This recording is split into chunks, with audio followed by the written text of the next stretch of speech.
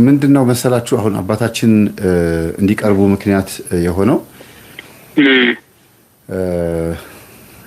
አንደኛ አሁን ጊዜው በጣም የሚያብረቀርቅና የሚያብለጨልጭ ጊዜ ነው እና ብዙ የአይን አምሮት የበዛበት የልብ መሻታችንን የሚያዘበራርቅ ሁሉ ነገር በአይን ታይቶ በአይን የሚቀር ወደ ውስጥ ወደ ነፍሳችን የማይገባ ነገር ሆኖ ነው ያገኘነውና እንግዲህ እርሱ ደግሞ ከዚህ ከከተማ ነዋሪነት ወደ ገዳማዊነት ወደ ምድራዊ መላክነት ነው ሄዱትና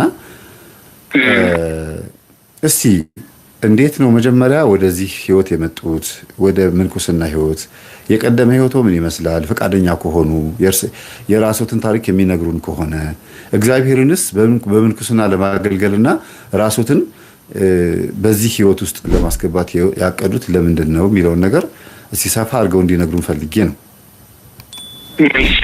እሺ በስመ አብ ወወልድ ወመንፈስ ቅዱስ አሐዱ አምላክ አሜን። በባህሪው ሞት በመንግስቱ ሽረት የደለበት ቅድመ ዓለም የነበረ ማይከል ዓለም ያለ ዓለምን አሳልፎ የሚኖር ዘላለም ሥላሴ የአባቶቻችን አምላክ የኛም አምላክ የሁላችን አምላክ ስሙ የተመሰገነ ይሁን። አሜን። መጀመሪያ እንድናገር ስለፈቀደልኝ አንደበቱን ስለሰጠኝ እስትንፋሱን ስለሰጠኝ በሁሉም በኢትዮጵያ ሕዝብ በገዳማት በአባቶች ፊት እንድናገር ይህንን ጊዜ ለሰጠኝ አምላክ ስሙ የተመሰገነ ይሁን እና ወደዚህ ህይወት እንድመጣ ከዚህ በፊት የኔ ታሪኬ ብዙ ነው። እውነት ለመናገር እኔ እንዲህ ብዬ ለመናገር አሁን ባጭሩ እንዲህ ነው እለዋለሁ። በደንብ አድርጌ አብራራዋለሁ ሁሉን ነገር። ህይወት የተሞክሮ ምንድነው? የበፊት ህይወት ምን ነበረ? ከምን ህይወት ወደዚህ ህይወት የመጣሁበት ምክንያት በምንድነው የሚለውን ነገር እግዚአብሔር መንፈስ ቅዱስ እንድናገር የሱ አንደበቴን ይቆጣጠርልኝ። ሁሉን ንግግሬንም ለመንፈስ ቅዱስ ሰጥቻለሁ። ከመቀመጫዬም በህዝቡ በመመናን በህዝበ ክርስቲያኑ ፊት ቆሜ እንድናገር እንድመሰክር ያደረገኝ አምላክ ምስክርነትም እንድሰጥ የፈቀደልኝ አምላክ ስሙ የተመሰገነ ይሁን። አንተም ደግሞ ልጄ በጣም በዚህ ፕሮግራም ስለጋበስከኝ በዚህ ቦታ በዚህ ፕሮግራም እንድናገር መድረኩን ስለከፈትክልኝ በጣም በእግዚአብሔር ስም በአቡነ ሳሙኤል በዋልድባው በጻድቁ ስም ከፍ ያለ ምስጋናን እያቀረብኩ እግዚአብሔር ይስጥልኝ፣ ክብር ይስጥልኝ።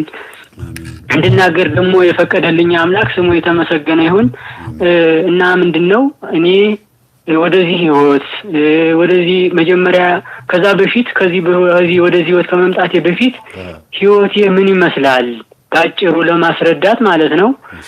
የኔ ህይወት እንደ ማንኛውም ሰው እንደ መንግስት ሰራተኛ እንደ ግል ድርጅት ሰራተኛ በግል ድርጅት ተቀጥሬ ስሰራ ነበረ። አልሙኒየም ማለት ነው። ከዛ በፊት የነበረ ተሞክሮዬ አልሙኒየም ሰራተኛ ነበርኩኝ እና በህይወቴ ስኖር የእግዚአብሔርን አምላክነት የድንግል ማርያምን እናትነት አላውቀውም፣ አልረዳውም ማለት ይቻላል። እኔ በነበርኩበት ሰዓት ማለት ነው እና ከዛ ህይወት እንድማርና ወደዚህ ህይወት እንደመጣ ያደረገኝ በመጀመሪያ አንድ ጓደኛ አለ። ከዛ በኋላ እሱ ጓደኛዬ የመምህር ተስፋዬን እስኪ ፕሮግራም ተከታተል ይለኝ ነበረ እና እኔም ምንድነው የምትለኝ ደግሞ እንዲህ አይነት ቀልድ ምን አይነት ነገር እየተናገርከኝ ነው ምናምን እያልኩ ዝም ብዬ እንተልላለሁ እና እንደ ቀልድ ነገር አንድ ቀን ከፍቼ ያው እንግዲህ በመስሪያ ቤት ዛሬ ዘመኑን ከዋጀ ነው ሁሉ ነገር በእጃችን ነው ያለው። ስልኩ በእጃችን ነው፣ ምኑ በእጃችን ነው። የኛ አጠቃቀም ነው ምርጫ ነው እንጂ ሁሉ ነገር በእጃችን አለና ያንን ከፍቼ መምህር ተስፋዬ ብዬ ሰርች አረኩኝ። ከዛ ተሞክሮ ማዳመጥ ጀመርኩኝ። አንድ ሁለት ሶስት እያልኩ ማዳመጥ ሲጀምር ህሊናዬ በቃ ያለሁበትን ሐሳብ አስተሳሰብ ሳስበው ህሊናዬ በቃ ምንም ተስፋ በቃ እስካሁን ከዚህ በፊት ያባከንኩት ጊዜ የኖርኩት ኑሮ እንዳላይደለ የተጨማለቀ ኑሮ እንደኖርኩ በቃ ምንም ምክንያቱም ለእግዚአብሔር ጊዜና ቦታ አልነበረኝም የነበር። ለምንድነው ለዚህ ዓለም ኑሮ ለጉጉት ለስጋዊ ነገር ብቻ ነው ስለፋስ ደክም የነበረውና ያ ድካም ግን ምንም ነገር ዝም ብዬ መብላት፣ መጠጣት፣ ማደር፣ መተኛት፣ መነሳት፣ ስራ መሄድ፣ ስራ ሲሄድ ደከመኝ ሰለቸኝ ነው እንጂ ምለው ሌላ ምንም ነገር አይደለም። እና ይህ ልጁ ይሄንን ሲያስተምረኝ ሲነግረኝ ቀጥታ ትምህርቱን ነው መከታተል የጀመርኩ። ትምህርቱን መከታተል ሲጀምር እንዴት ወደ አምልኮ ህይወት መሄድ እንዳለብኝ፣ ምን ማድረግ እንዳለብኝ፣ እንዴት መጸለይ እንዳለብኝ፣ እንዴት መበርታት እንዳለብኝ እያልኩ ሳይ ትምህርቱን በደንብ ይሰጣል። በመመተሰ አማካኝነት ትምህርቱን አገኛለሁ። ቀጥታ ምንድነው ያደረኩትኝ? 3 ስግደት ነው መስገድ የጀመርኩት። ሰግድ ለአብ፣ ሰግድ ለወልድ፣ ሰግድ ለመንፈስ ቅዱስ እያልኩኝ።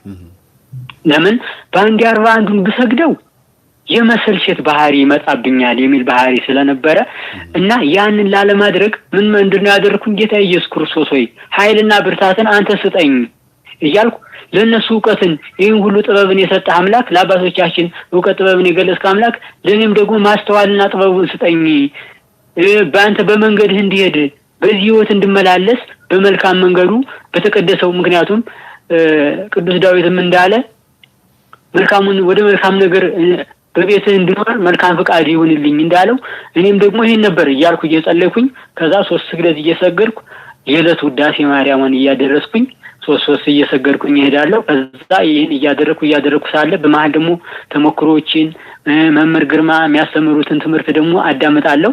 ያው መምህር ተስፋዬም እንደሚያስተምረን እንደዚህ ይሄ እንዳለ እያለ ስለሚነግረን ያንም እየሰማው ትምህርቱን በደንብ ከታተል ነበር። ከዛ ምን አደረኩኝ? ማታ 3 ሰግጄ አሁን ዘበሰማያት ጸልዬ የዕለት ውዳሴ ማርያም አደርስና እተኛለሁ። ከዛ በኋላ በቃ በህሊናዬ በቃ መንፈስ ቅዱስ እየተዋሃደ በቃ እንድጸልይ እየገፋፋ ወደዚህ ህይወት እንድመጣ በቃ የትምህርቱንም እየሰማው ስሰጥ የበለጠ የሌሎችንም ተሞክሮ ስሰማ የጠላትን ተንኮል ሴራ ከዚህ በፊት ሲያደርገኝ የነበረውን በቃ ብዙ ነገር ነው ሲያስደርገኝ ነበር። ኃጢአት፣ በክፋት በሰዎች ላይ ክፋት፣ በቃ ተንኮል፣ በቃ እንደው ቁጣኛ ነበርኩ በጣም ባህሪ ማለት ነው። ባህሪ በመስሪያ ቤት በጣም ቁጣኛ ነበርኩኝ። እንዴ ተመለስኩ በኋላ ምን ሆኜ ነው በዚህ ሰዓት እንደዚህ ሲሆን የነበረው ምናም ብዬ ከዛ ተመልሼ እንደገና ጸጸታለሁ፣ አለቅሳለሁ። ምን ሆኜ ነበር እስከዛሬ ምን ሆኜ ነው እንደዚህ የምቆጣው? ከሰዎች ጋር የማያስማማኝ ባህሪ ምንድነው የሆንኩት ብዬ ራሴን መመርመር፣ ራሴን መጠየቅ ጀመርኩኝ። ከዛ በኋላ ደግሞ ይሄንን አምልኮቱን መጸለይ መስገድ ጀመርኩኝ። 3 6 9 21 41 እያልኩኝ የአምልኮ ስግደቱን በደንብ አድርጌ ውስጥ እንትን አልኩኝ፣ አጠና ለመርኩት። ሁሉንም ምን እየተባለ እንዴት እያልኩ መጸለይ እንዳለብኝ፣ ምን እያልኩ መስገድ እንዳለብኝ። ምክንያቱም በዚህ ዓለም ስንኖር ምን እያልን መጸለይ እንኳን እንዳለብን አናውቅም። እኔ በፊት ይዤ መጸለየው የነበር ቤተክርስቲያን ጌታ ኢየሱስ ክርስቶስ ለምን አሰጠኝም? የተሻለ ኑሮ ለምን አታኖረኝም እያልኩ ነበር መጸለየው። የማይጸለይ ጸሎት ነበር መጸለየው።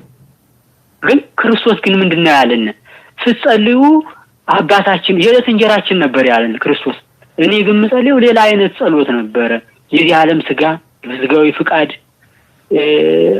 ምንም በቃ ለዕለት ኑሮ ነው እንጂ እንዴት መኖር እንዳለብኝ ኑሮዬን ነው እንጂ ማስበው ከእግዚአብሔር ጋር እንዴት መገናኘት እንዳለብኝ፣ ከዛ ቤቴ እንዴት በበረከት እንደሚሞላ፣ እንዴት ምን ማድረግ እንዳለብኝ አላውቅም ነበር። ከዛ ይሄንን ትምህርት እየተማርኩ ስመጣ አስራት ማውጣት አለባችሁ ሲል መምህር ተስፋዬ ሲያስተምር አስራት መክፈል። ምክንያቱም ለምሳሌ 5000 ብር ቢሆን ደሞዜ 1000 ብር ለግብር ብሰጠው 4000 ብር ባርክልኝ እያልኩት ነው እያሉ ሲያስተምሩ ሰማለሁኝ። እቺም አለች እያልኩ እቺን ቋንጣ ባርጉና ከዛ በወሩ ምን ማድረግ ጀመርኩ? አስራት በኩራት ማውጣት ጀመርኩ ከደሞዜ ላይ።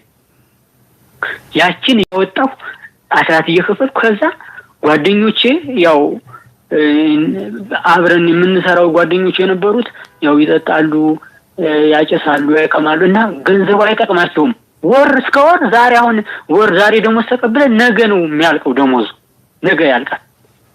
እና እኔ ደግሞ አስራት ካወጣሁ ጀምሮ በረከት በቃ ደሞዝ ቀጣይ ወር ደሞዝ ይደርስልኝ ነበር እና እነሱ ይደንቃሉ። አንተ ገንዘብ እንዴት ነው የማያልቀው? እኛ ግን ይሄው ወር እስከ ወር አላቆየናል። ምን እያደረክ ነው?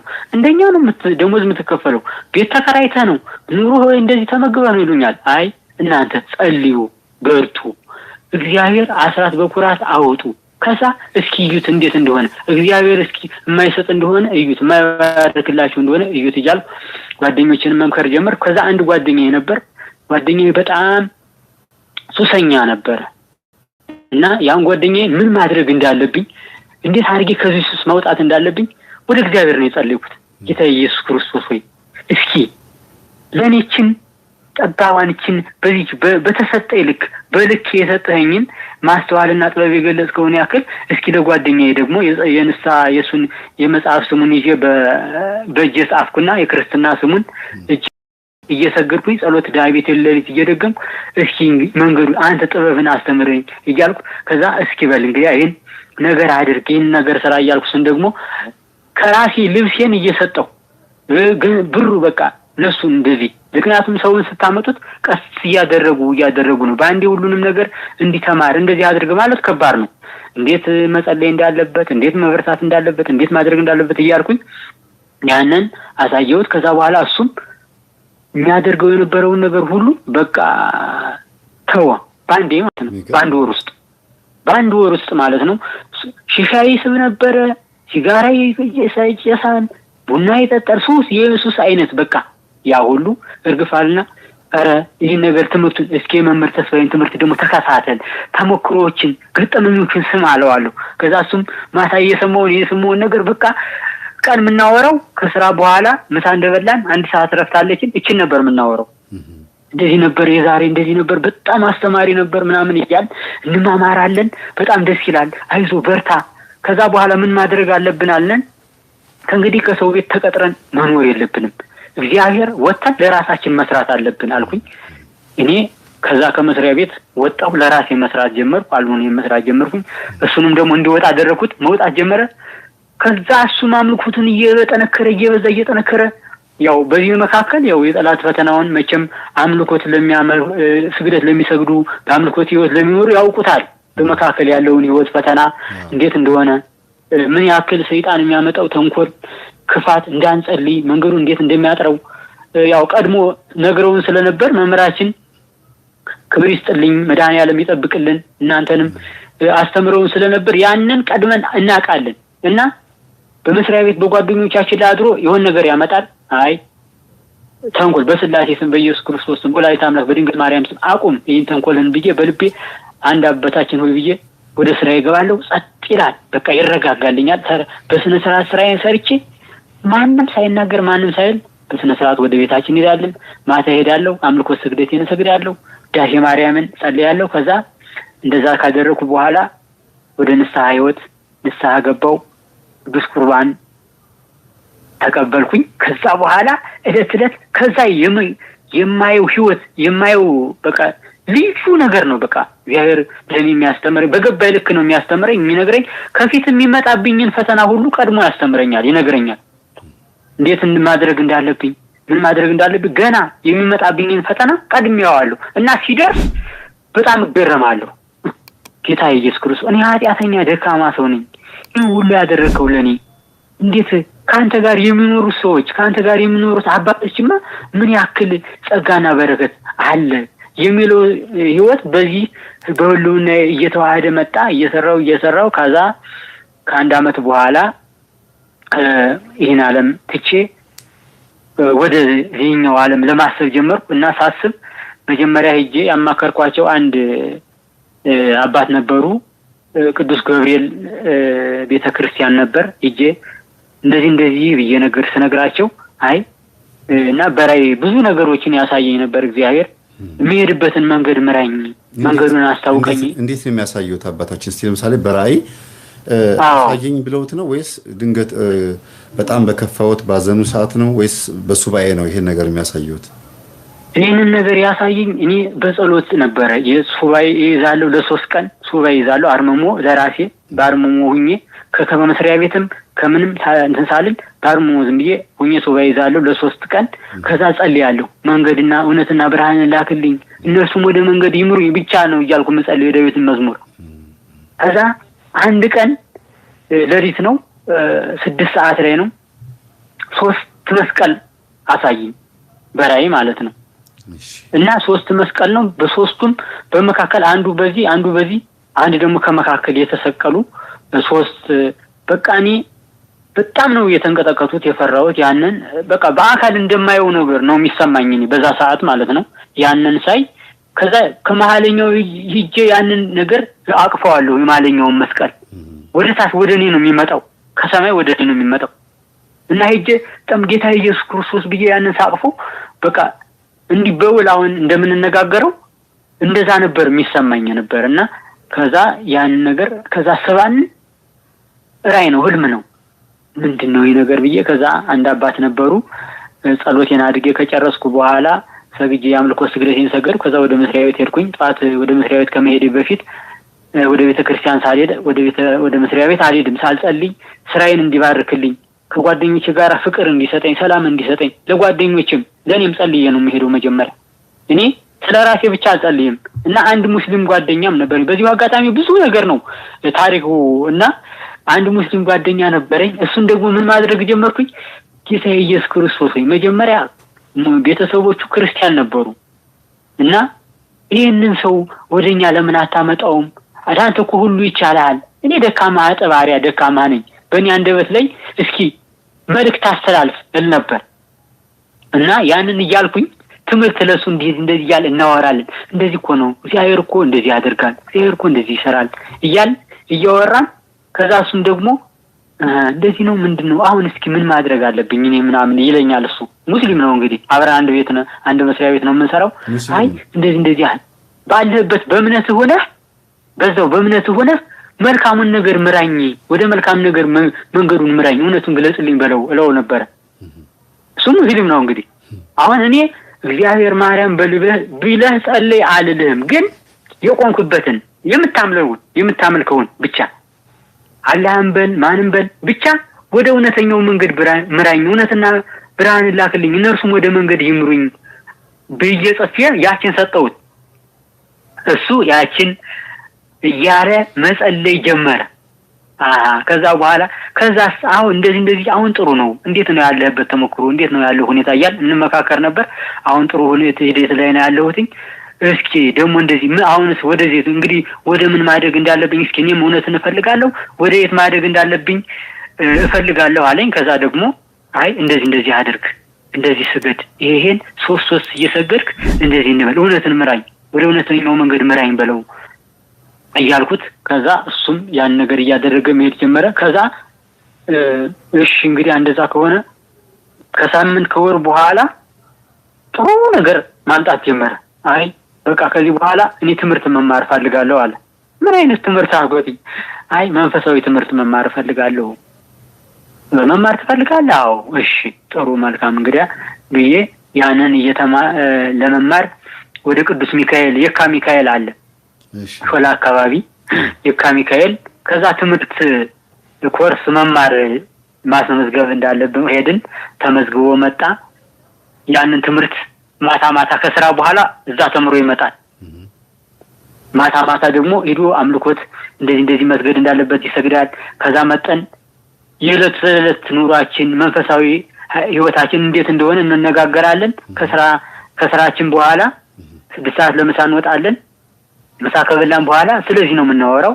አምልኮት እንዴት እንደሆነ፣ እንዴት ትምህርቱ እንዴት መሄድ እንዳለብን፣ እንዴት መጸለይ እንዳለብን፣ እንዴት ወደ እግዚአብሔር መንገድ መሄድ እንዳለብን እንማማራለን። ከዛ በኋላ እሱም ዛሬ አሁን ተጠምቆ ወደዚህ ህይወት ገብቷል። እግዚአብሔር የተመሰገነ ይሁን። በዚህ አጋጣሚ በጣም ደስ ይላል። አዎ እና ይሄ ትልቅ ነገር ነው። እኔ ከዚህ ህይወት ወደዚህ ህይወት እንደመጣ ያደረገኝ አንደኛው ትልቁ ትምህርት ያገኘሁት እኔ በመምህር ተስፋዬ ባገኘሁት ትምህርት ነው።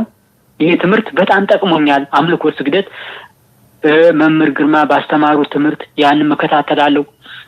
ከዛ ያንን ራይ ሳልጨርስልህ ካየሁ በኋላ ለነዚህ አባት ነገርኳቸው። አይ ያሰብከው ነገር አለ ምናምን አሉኝ። አይ እንደዛ እንኳን አላሰብኩም፣ ምንም አላሰብኩም አልኳቸው።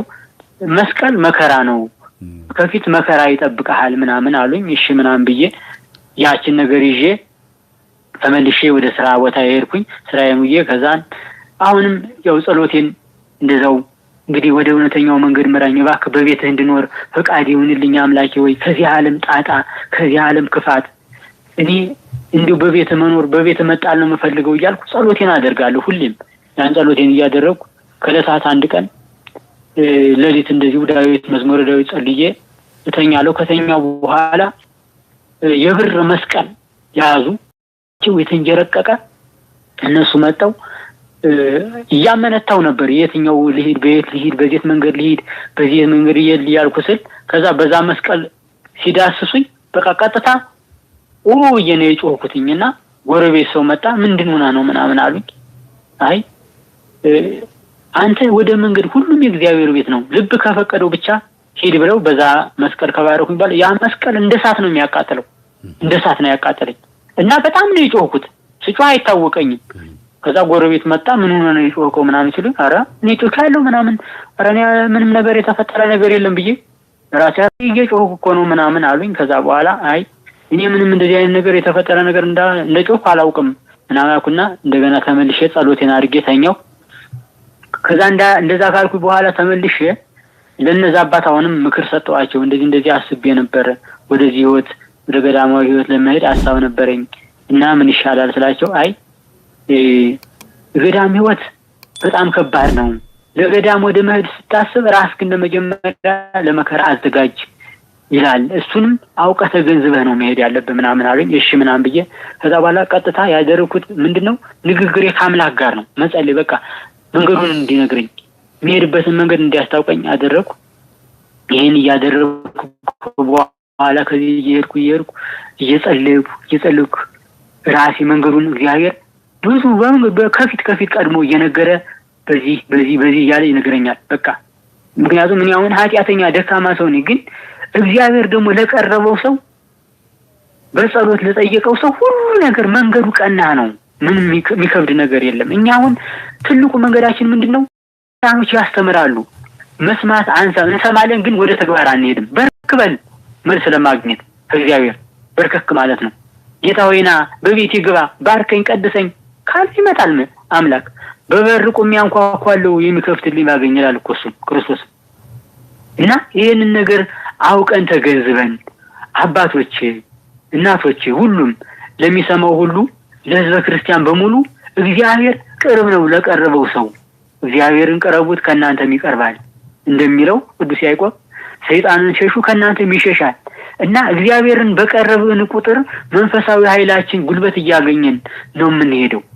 በዚህ አጋጣሚ ማለት ነው በጸለይክ ቁጥር በሰገድክ ቁጥር ኃይል እያገኘ ስጋህ ሊደክም ይችላል፣ ደከመ ሊል ይችላል። ግን ኃይል ግን ከእግዚአብሔር እያገኘ ለምሳሌ 41 መስገድ የነበረው 64 ሰግዳለሁ፣ ከ64 መስገድ የነበረው 100 ሰግዳለሁ፣ 100 መስገድ የነበረው 150 200 እያለ እያደገ ኃይል እየጨመረ ሄደ። ከዛ በኋላ ምን ሰግደውን ስግደት አናውቀውም። ኃይል ከማን ስለሆነ ከእግዚአብሔር መንፈስ ቅዱስ በላያችን ስለሚያደር ኃይል ስለሚሰጠን የቅዱስ ስጋው የክቡር ደግሞ ቅዱስ ስጋው ክቡር ደግሞ መለኮት ኃይሉ በእኛ ላይ ስለሚዋሃድ ኃይል ስለምናገኝ ይህንን በረከት ከእግዚአብሔር ስለምናገኘው እኔው በዚህ አጋጣሚ መናገር የምፈልገው ማንም ሰው እግዚአብሔርን ከለመነው የእግዚአብሔርን ሕግና ሥርዓት ጠብቆ ከሄደ ሁሉ ነገር እንደሚሳካለት በዚህ አጋጣሚ እናገራለሁ ማለት ነው። እና ምንድነው ይህን ተሞክሮ ካገኘው በኋላ ይህን ትምህርት ካገኘው በኋላ ቀጥታ ከመስሪያ ቤት ወዲያው መልቀቂያ አስገባው። ተነስቼ ወደ ገዳም ነው የሄድኩት። ከገዳም እንግዲህ የዛሬ ከ5 ዓመት በፊት ነው ይሄንን አምልኮት ትምህርቱን ስከታተል የነበረው። ያው 1 ዓመት ሙሉ እየተከታተልኩ ትምህርቱንም ስግደቱንም እየሰገድኩ ቁርባንም እየተቀበል እሁድ በሳምንት ቁርባን ሳልቀበል አልውልም። በቃ በቤቴ ተቀድሼ። ከዛ በፊት ግን ሙሉ የት ነበር? ወይ የሆነ ቁማር ቤት ወይ የሆነ ነገር ቤት ወይ የሆነ ነገር በቃ ቀኑን ሙሉ ምዞረው ዝም የከተማውን ስዞረው እላለሁ አንዳንድ ቀን። ከዛ ማታ ቤቴ እገባለሁ መሽቶ። የት ነው ያልኩት ዛሬ? ሰው ሲያውን ወደ ቤተ ክርስቲያን መሄድ ሲችል ማልዶ ወደ ጸሎት መጸለይ ሲችል እኔ የምሄደው ዝም ማልዳ ተነስቼ ዝም ብዬ ከተማውን ነው ምዞረው የነበረ። ከ22 ተነስቼ ቦሌ ልሄድ ይችላል ዝም ብዬ በእግሬ ነው የምሄደው። እና ያንን ነገር ያደርገኝ ነበር ያዋትተኝ ነበር። እና ከዛ እኔ እኮ ከራሴ ጋር አይደለሁም እያልኩ ብዙ ጊዜ አመነታለሁ። ይህንን ነገር አምልኮቱን ትምህርቱን ተሞክሮውን ገጠመኙን ከሰማሁ በኋላ የተለየ ስሜት እግዚአብሔር የተመሰገነ ይሁን መድኃኒዓለም ኢየሱስ ክርስቶስ በእውነት ክብር ምስጋና ይግባው። እኔ ይህን ህይወት እንዳገኝ ለረዳኝ በአባቶቼ ላይ አድሮ በመምህራኖቼ ላይ አድሮ የረዳኝ በነመምህር ግርማ በነመምህር ተስፋዬ ላይ አድሮ የረዳኝን እግዚአብሔር የተመሰገነ ይሁን። በዚሁ አጋጣሚ እውነት እኔ እባካችሁ ወንድሞቼ እህቶቼ ስሙ እባካችሁ እቺን ዓለም ይህንን የጥልቁን ዓለም እናምልጠው። እባካችሁ ወንድሞቼ እባካችሁ እንደው እውነት ለመናገር እኔ ከእግዚአብሔር ጋር ከሆነ ምንም የሚጎልብን ነገር የለም፣ ምንም የምናጣው ነገር የለም። እስኪ ጠይቁት እግዚአብሔርን፣ እስኪ ለምኑት። አንድ ነገር የሚያጎልብን እንደሆነ እስኪ አንድ ነገር የሚያጎልብን ነገር ካለ ዛሬ የበለጠ ህይወት የበለጠ ፍቅር የበለጠ ደስታ እየኖርኩ ነው። እግዚአብሔር የተመሰገነ ይሁን። መድኃኒዓለም ክብር ምስጋና ይግባው እና በዚሁ አጋጣሚ እኔ ማስተላለፍ ፈልገው ምንድነው እባካችሁ ወንድሞቼ ምዕመናን ህዝበ ክርስቲያን መምህሮቻችን የሚናገሩትን ነገር ተከታተሉት፣ ልብ አድርጋችሁ በቤታችሁ አድርጉት። እንደው አንድ ቀን እስኪ በርከክ በሉ። አንድ ቀን ብቻ በርከክ ማለት ብቻ ነው የሚያስፈልገው። ከዛ ውጭ እግዚአብሔር ሁሉ ነገር ያደርጋል፣ እግዚአብሔር ይሰራል።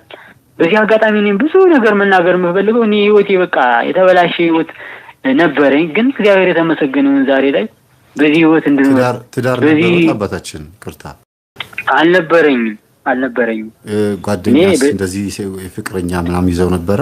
እንዴት ቆርጠው ሲወጡ አሁን ድንገት ነው ተነስቼ በቃ ታውቃለና ለምሳሌ ንብረት ጥሎ መውጣት አለ፣ ፍቅረኛ ትሄድ አለ፣ ትዳር ነው። እርሶ ምንድነው ትልቁ ነገር ትተውት የወጡት ወይስ አብዛኛው ነገር ዝም ብሎ እንዲሁ በዘልማድ የሚሄድ የነበረ ህይወት ነው? የኔ ያው እኔ ትዳርም አልነበረኝም ፍቅረኛም አልነበረኝም፣ ግን ያው ጓደኞች ጋራ ጫወታለሁ እንዲሁ ምናምን ሌላ ነገር ምንም ተሞክሮ የፍቅር ጓደኛ ምንም ነገር አልነበረኝም። ምንም የምለው ነገር የለኝም። ዝም ብዬ እኖራለሁ። ግን የምኖረው ኑሮ ዝም ብሎ የዋተተ ኑሮ ነው። ከሰው ጋር አያስማማኝም። ባህሪ የለኝም፣ ጸባይ የለኝም፣ መስማማት የለኝም። ለሚያዝ አስበው ፍቅረኛ ለሚያዝ አስበው እምቢ ብሎት ነው ወይስ እርሶ ጸባይ ጥሩ አይደለም ብለው ትተውት ነው ትዳር ማለት ጓደኛ ፍቅረኛ ያያዙት? አንደኛ እሱ ነው። እኔ አሁን ከእንዴት እኔ አሁን ከፍቅረኛ ጋር ለመኖር ከሰው ጋር ለመኖር እንዴት ትዳር ማለት መሰረት ያለው ነገር ነው። ምክንያቱም ቤተክርስቲያን የምትጸነው በሶስት ነገር ነው። አንደኛ ትዳር ነው፣ ሁለት ክህነት፣ ሶስት ምንኩስና። በእነዚህ በሶስቱ ነገር ቤተክርስቲያን ትጸናለች። እንግዲህ ወደዚህ ደግሞ ትዳር ደግሞ የተቀደሰ ህይወት ነው።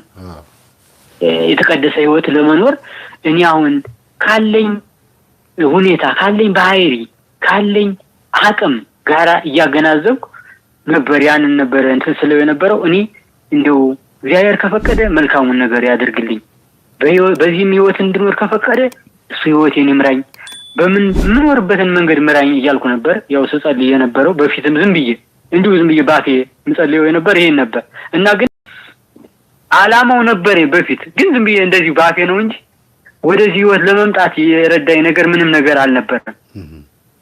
አሁን ወደ ገዳም ለመሄድ አላማ አለኝ፣ ሐሳብ አለኝ በፊትም። ግን እንዴት እንደምጸልይ እንዴት ወደዚህ ህይወት መግባት እንዳለብኝ ከዛ በኋላ ይሄንን ህይወት ከጀመርኩ በኋላ አምልኮት ህይወት ከጀመርኩ በኋላ የበለጠ ይሄኛው የምልኩስናው ህይወት መንፈሳዊ ህይወት እየተዋሃደኝ መጣ በሊናዬ ማለት ነው። ይገርማል። በሊናዬ ይሄ አሁን እርሶ የገዳም ህይወትን ከመጀመሪያው ያስቡት ይፈልጉት ነበርና ድንገት ሳያስቡት እንግዲህ የንጽህናውንም ህይወት የመለማመድ ምንም እንኳን አስቸጋሪ ህይወት ነበረኝ ቁጡ ነበርኩ ቢሉ ግን ይሄን ሐሳቡን ሲያስቡ አሁን አንዳንድ ሰዎች እመነኩሳለሁ፣ እቆርባለሁ፣ እሰግዳለሁ፣ ጸልያለሁ ብሎ ሲያስቡ ሰይጣን ከፊት መጥቶ ብዙ ነገር ያበላሽባቸዋልና ይሄን ሐሳብ ሲያስቡ የሚመጣበት ፈተና ነበር። በጣም በብዙ ፈተና። ለምሳሌ እኔ ከዛ በፊት ምንም ፈተና አልነበረብኝም። በመንፈሳዊ ህይወት ከመጣሁ በኋላ ግን አንደኛው ፈተና ምንድን ነበር? በዝሙት ነበር የሚፈትነኝ። ዝሙት ይፈትነኝ ነበር። ዝም ብሎ ሳይ ገና ዝም ብሎ ህሊናዬ በቃ የሆነ ነገር ይታወቅ ነበር እና አለቅሳለሁ ቁጭ ብዬ አንዳንዴ። እንዴት ነው አሁን እንግዲህ ምክንያቱም ሰው ቆርቦ ወደ እግዚአብሔር መንገድ ሄዶ ተከትሎ በዚህ ህይወትን እየኖሩ ይህን ህይወት እንዴት ነው ጌታ ሆይ በህሊና የሚመጣብኝ? ግን ሐሳቡ የኔ አይደለም ይመጣብኛል፣ በህሊና ይመጣል። ከዛ ማታም ደግሞ እንዲሁ የስጋ ባህሪ ይመጣል፣ በዝኔት ይፈትነኛል፣ ከእንደዚሁ በማይገባ ነገር እንትን ሲያለኝ ያድራል እና እሳቀቃለሁ እና እያለቀሱ ጌታ ኢየሱስ ክርስቶስ ወይ እባክህ አሁን መንገድን የመራህ አምላክ እስኪ እኔንም ደግሞ እንደ አባቶቻችን በዚህ መንገድ ሂደው ተቀድሰው ይህን ህይወት ኑረውታል። እኔ ደግሞ እንኳን ባልችል የተቀደሰውን ኑሮ እንኳን መኖር ባልችል እባክህ ወደ መንገዱ ምራኝ፣ በቤትህ እንድጣል ፈቃድ ይሁንልኝ እያልኩ እቺን ጸሎት ተጸልይ ነበር።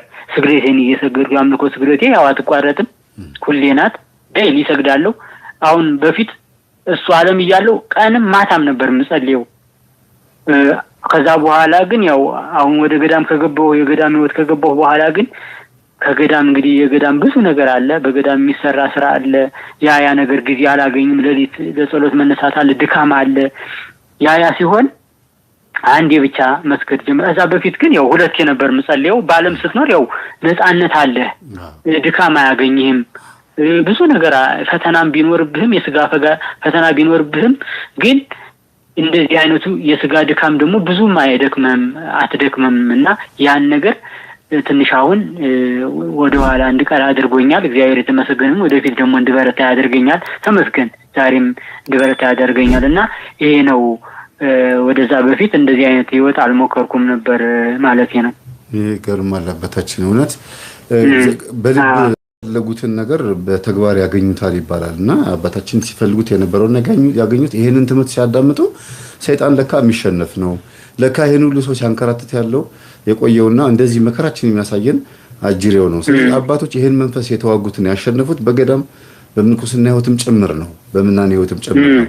በትዳር ውስጥም ሆነው እየተጋገዙ እንዲሁም ቅዱስ ቁርባን እየተቀበሉ በዚህ ግን የእሳቸው ፍላጎት ደግሞ ያዘነበለው ወደ ምንኩስናው ነው። እንግዲህ ዛሬ 5 ዓመት ይሄን ፈተና ይሄንን ህይወት ጀምረውታል። አሁን እስቲ እርስዎ ገዳም ከገቡ በኋላ ገዳም ከመግባቱ በፊት የነበረው ስለ ገዳም ያለው አመለካከትና ከገቡ በኋላ ያለው ልዩነቱን እንዲነግሩ። ለምሳሌ ፈተናው ምን ይመስላል? ውጪ ዓለማውያን እኛ እዚህ ያለን ዓለማውያን ስሎት ከተማ ያለን ሰዎችና ምናኔ ህይወት ውስጥ ያሉ ሰዎች ፈተናቸው ይለያያል እና እርስዎ ከገቡ በኋላ እንዴት አዩት በዚህ 5 ዓመት ውስጥ? በጣም ይገርማል። ያው እግዚአብሔር የተመሰገነ ይሁን። በእውነት ከገባሁ በኋላ ከዛ በፊት መለኩሴ ሳይ በቤቴ መልአክ የመጣ መልአክ ያየው ነበር የሚመስለኝ በፊት ልጅ ሁኜም ማለት ነው።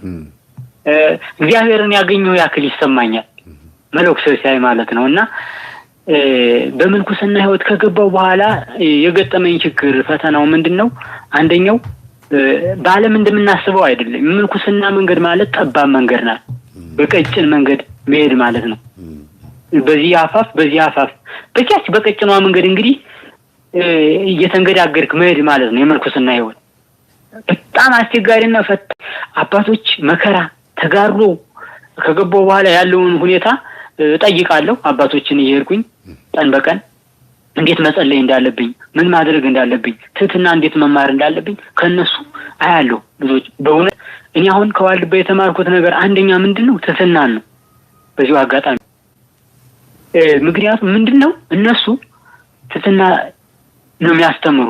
በቃ አንተ እኔ የምሰራው የነበረውን ስራ እነሱ ሰርተው ከነሱ በላይ እንድሰራ ያደርጉሃል። በስራውን ተግባረ ዕድ የሚባለው አንዱ አሁን የገዳሙ ህይወት ተግባረ ዕድ የሚባል ስራ አለ እና ይሄን ስራ አይሉም አባቶች ማለት ነው። እየሰሩ እንድትሰራ ነው የሚያደርጉ። በስራው ተመስጠህ በህይወቱ ተመስጠህ እንድትሰራ ነው የሚያደርጉ። መንፈሳዊ ህይወቱም እንደዛው ነው። ጸሎት እየጸለዩ አንተ እንድትጸልይ ነው የሚማርኩ። የምትማርከው ሰው አለ አይደል? በጸሎት ባነጋገር አንድ ሰው ሰላም ይሰጣል፣ ሰላም አለው እና የነሱ ትትና የነሱ ሰላም ለኔም ሰላም ይሰጠኝ ነበር። ይሄ ነው አንዱ ለኔ ትልቁ ተሞክሮዬ በገዳም ህይወት ያየሁት እንትን የነሱ ሰላም ለኔም ሰላም ይሰጠኝ ነበር። በዚህኛው ዓለም ስኖር ግን የሌላው ሰላም አለመኖር የኔንም ሰላም ያወከኝ ነበር። እንግዲህ በመንፈሳዊ ህይወት ደስ ብሎኝ ነው የምኖር። በእርግጥ መንፈሳዊ ከጀመርኩ ህይወት ጀምሮ ግን አንዳንድ ሰው በመስሪያ ቤት ሰላም ያጣ ሰው የለም የሚያውክህ ዝም ብሎ ሰላም ሳይኖረው ያንተንም ሰላም የሚነሳ እንደዚህ አይነት ነገር ይገጥማል። እና በምናኔ ህይወት ከገባው በኋላ ወደዚህ ወደ ምልኩስና ህይወት ከገባው በኋላ ግን አንደኛው ምንድነው ያየሁት ሰላምን ነው። ከአባቶች የተረከቡት ያየሁት ነገር ትሕትናንና ሰላምን ማግኘትን ነው። ሰላም የሚሰጠው ኢየሱስ ክርስቶስ መድኃኒዓለም የድንግል ማርያም በእነሱ ላይ ሰላም ሲሰጥ ለአንተ ደግሞ ሰላም ይሰጣል። እነሱ የሄዱበት መንገድ እንዴት እንደሚጸልዩ፣ እንዴት እንደሚያደርጉ፣ እንዴት እንደሚያሸንፉት እና ዜና አበው የሚባልም መጽሐፍ አለ። የአባቶችን ተጋድሎ ተሞክሮ እንዴት ለወጣንያን ምልኩስና ህይወት እሱንም ደግሞ እያየሁ አባቶችንም እየጠየኩ ነበር የምረዳው። ፈተናውን በዚህ ልክ ነው አይባልም፣ በጣም ከባድ ነው። በገዳም ህይወት አንደኛው ትልቁ ፈተና ምንድነው? ዝሙት ነው። በቃ እንግዲህ ምንም ነገር እኮ አታይም። በዛ እውነት እንግዲህ አሁን እንኳን ባለም እየኖረ ሰው ጭር ያለ በረሃ ገብተህ ምንም የሌለበት ሁኔታ እያለ ግን በዝሙት ትፈተናለህ። ዝም ብሎ ከምንም ያመጣል ጠላት። እና አንደኛው ይሄ ነው ፈተናው ተጋድሎ። የሚያውቋትን ሴት እያመጣን የሚከስታት ወይስ ምንድነው? አሁን በመስሪያ ቤት አሁን ዝም ብሎ የምትታየው ነገር አለ አይደል? ያንን ያመጣና ለሊት በማይገባ ሁኔታ ያሳድራል። እንደዚህ አድርጎ ያውቃል። ዝም ብሎ ባይን የታየውን ሁላ ያንን ያመጣል። ደግሞ አንዳንዴ ደግሞ የማታውቀው ዝም ብሎ አለ አይደል? ራቁት ዝም ብሎ የማታውቀው ሰው ይሄ ነው የማትለው ራቁት ሰው ይመጣብሃል። ይሄንን ያመጣል ፈተና። ይሄን ያመጣል። ከዛ ደግሞ ስስት፣ ረሃብ። አሁን በጾም ሰዓት እኔ አሁን 9 ሰዓት ነው መበላ ካልኩኝ አይ በ6 ሰዓት ይመጣና በጆሮዬ ሹክ ይለኛል። ብላ ይላል። በዛ ሰዓት አይ ብዬ እኔ አልበላም እላለሁ። እኔ አልበላም ብዬ ለራሴ አማትብና በስመ አብ ወወልድ ወመንፈስ ቅዱስ አሐዱ አምላክ። ከዛ በኋላ ያ ራብ ያልፋል። ምክንያቱም አንደኛው የጠላት ፈተናው ምንድነው? በህሊናችን ነው። ፈቃድ ነው የሚጠይቀው ህሊናችን ማለት ነው። ይመጣና በጆሮ ሹክ ይላል። ለምሳሌ ማድረግ የምትፈልገውን ነገር ይመጣና እንደዚህ አድርግ ይላል። ከዛ ላድርግ ብለህ በህሊና ስትቀበለው የዛን ጊዜ ለምሳሌ ያን ነገር አሁን እኔ ልብላ ብዬ ባስብ ከዛ በኋላ በዛው ባሰብኩበት ሰዓት ጨጓራዬ አሲድ ማመንጨት ይጀምራል። ከዛ ምን ያደርገኛል? ራብ ይርበኛል፣ እበላለሁ። ጾም አስፈታኝ፣ አንድ ስርዓት ከስርዓተ ሕግ ውጭ አስወጣኝ ማለት ነው። ይሄን አንደኛው ይሄንን ተሞክሮ አይቼበታለሁ። ሁለተኛ ደግሞ በወንዶች ላይ የሚያመጣው ነገር ምንድነው? በስራ ድካም ያመጣል። በገዳም ስትኖር ድካም ነው የሚያመጣብህ። በቃ እንቅልፍን ማብዛት፣ ድካም በቃ ከዛ ከሰውነታችን የሚመነጨውን ደግሞ በማታ ደግሞ ዝኔት በማድረግ እያሰነፈ ይሄን ሁሉ ነገር ነው የሚተናኮለው። እና ግን እግዚአብሔር የተመሰገነ ይሁን ያቺው ጸሎቴን አደርጋለሁ፣ ስግደቴን እሰግዳለሁ፣ ሰላም እውላለሁ፣ ሰላም ስራዬን አከናውናለሁ። ሰርክ በቤተክርስቲያን ይደወላል። ሲደወል ወደ ቤተክርስቲያን አገልግሎት ሄዳለሁ፣ ጸልያለሁ። አባቶች ጋር ጸልዬ ተመልሼ ደግሞ ወደ ስራ ሄዳለሁ። የሰላም ኑሮ፣ የሰላም ህይወት ማለት ገነት መንግስተ ሰማያት ማለት በምድር የምትኖረው ኑሮ ነው። ገነት ማለት ክርስቶስ ነው እንጂ የሰማይ በሰማይ የምናየው ወይም በሰማይ እንደምንለው ብቻ አይደለም። በዚህ የምትኖረው ኑሮ ስትኖር ነው በሰማይ የምታገኘው። በምድር ያልኖርከው ኑሮ በሰማይ ልታገኘው አትችልም። ለምሳሌ ገነት መንግስተ ሰማያት ማለት በመንግስተ ሰማያት ለመኖር ዛሬ በዚህ ህይወት መኖር ነው። በአምልኮት ህይወት መስገድ፣ መጸለይ። አዎ ይሄ እኮ ነው ገነት መንግስተ ሰማያት ክርስቶስ ጋር መኖር ማለት ነው። በቅዱስ ሥጋው በክቡር ደሙ ታትሞ እግዚአብሔር ጋራ መኖር ማለት ገነት መንግስተ ሰማያት መኖር ማለት ዛሬ በምድር ነው የምንኖረው እና ገነት መንግስተ ሰማያትን የምንኖረው በምድር ላይ ነው። በምድር ላይ ያልኖርነው ኑሮ ነገ በሰማይ አንኖረውም። እግዚአብሔር እኮ ይሄን ነው በቃ ኑሮ ያለ ይሄን ህይወት ኑሮ።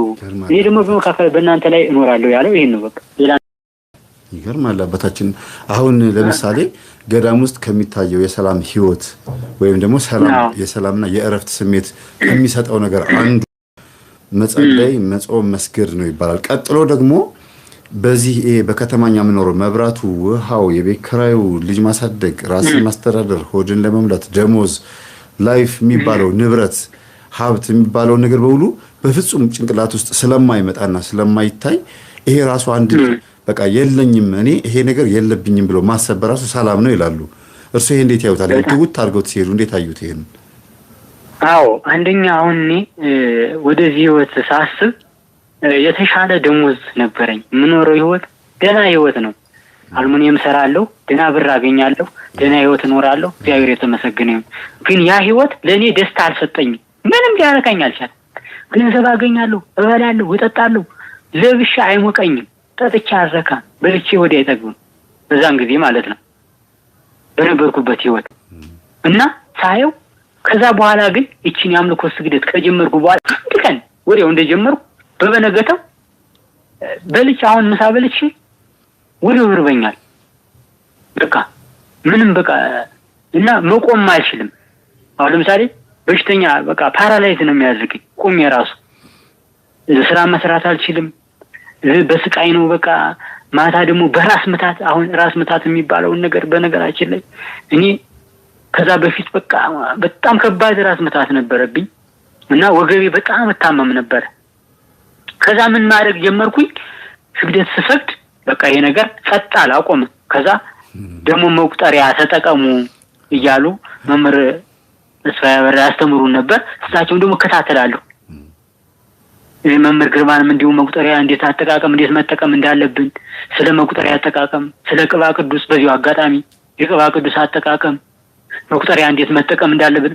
በነገራችን ላይ ትልቁ ነገር የጦር ዕቃ እንዳለ ቅዱስ ጳውሎስ የጦር ዕቃችን ለኛ መቁጠሪያ፣ መጽሐፍ ቅዱስ፣ መዝሙረ ዳዊት ሁሉ ከነዚህ ጋር አብሮ እነዚህ የጦር ዕቃዎች ናቸው። ምክንያቱም አሁን እንጨት በምሳር እንደሚፈለጥ ድንጋይ በመዶሻ እንደሚፈለጠው ሁሉ የአጋንንት መቀጥቀጫ መፍለጫው ደግሞ ጸሎት ነው።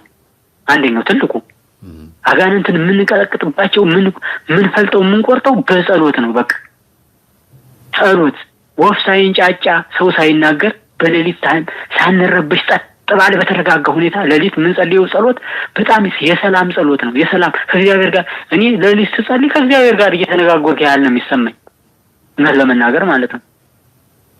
ከእግዚአብሔር ክርስቶስ በፊቴ እንዳለ ነው የሚሰማኝ። ይሄ አሁን ይሄ ምን ስናገር ለሰው እንዲህ ሊመስል ይችላል፣ ግን እኔ ከምሬ ከልቤ ነው የምናገረው። ከክርስቶስ ጋር የምነጋገር ያክል ነበር የሚሰማኝ እና ምንድነው ጸሎት ጸልዩ በማታ በሌሊት መሆን እንዳለበት።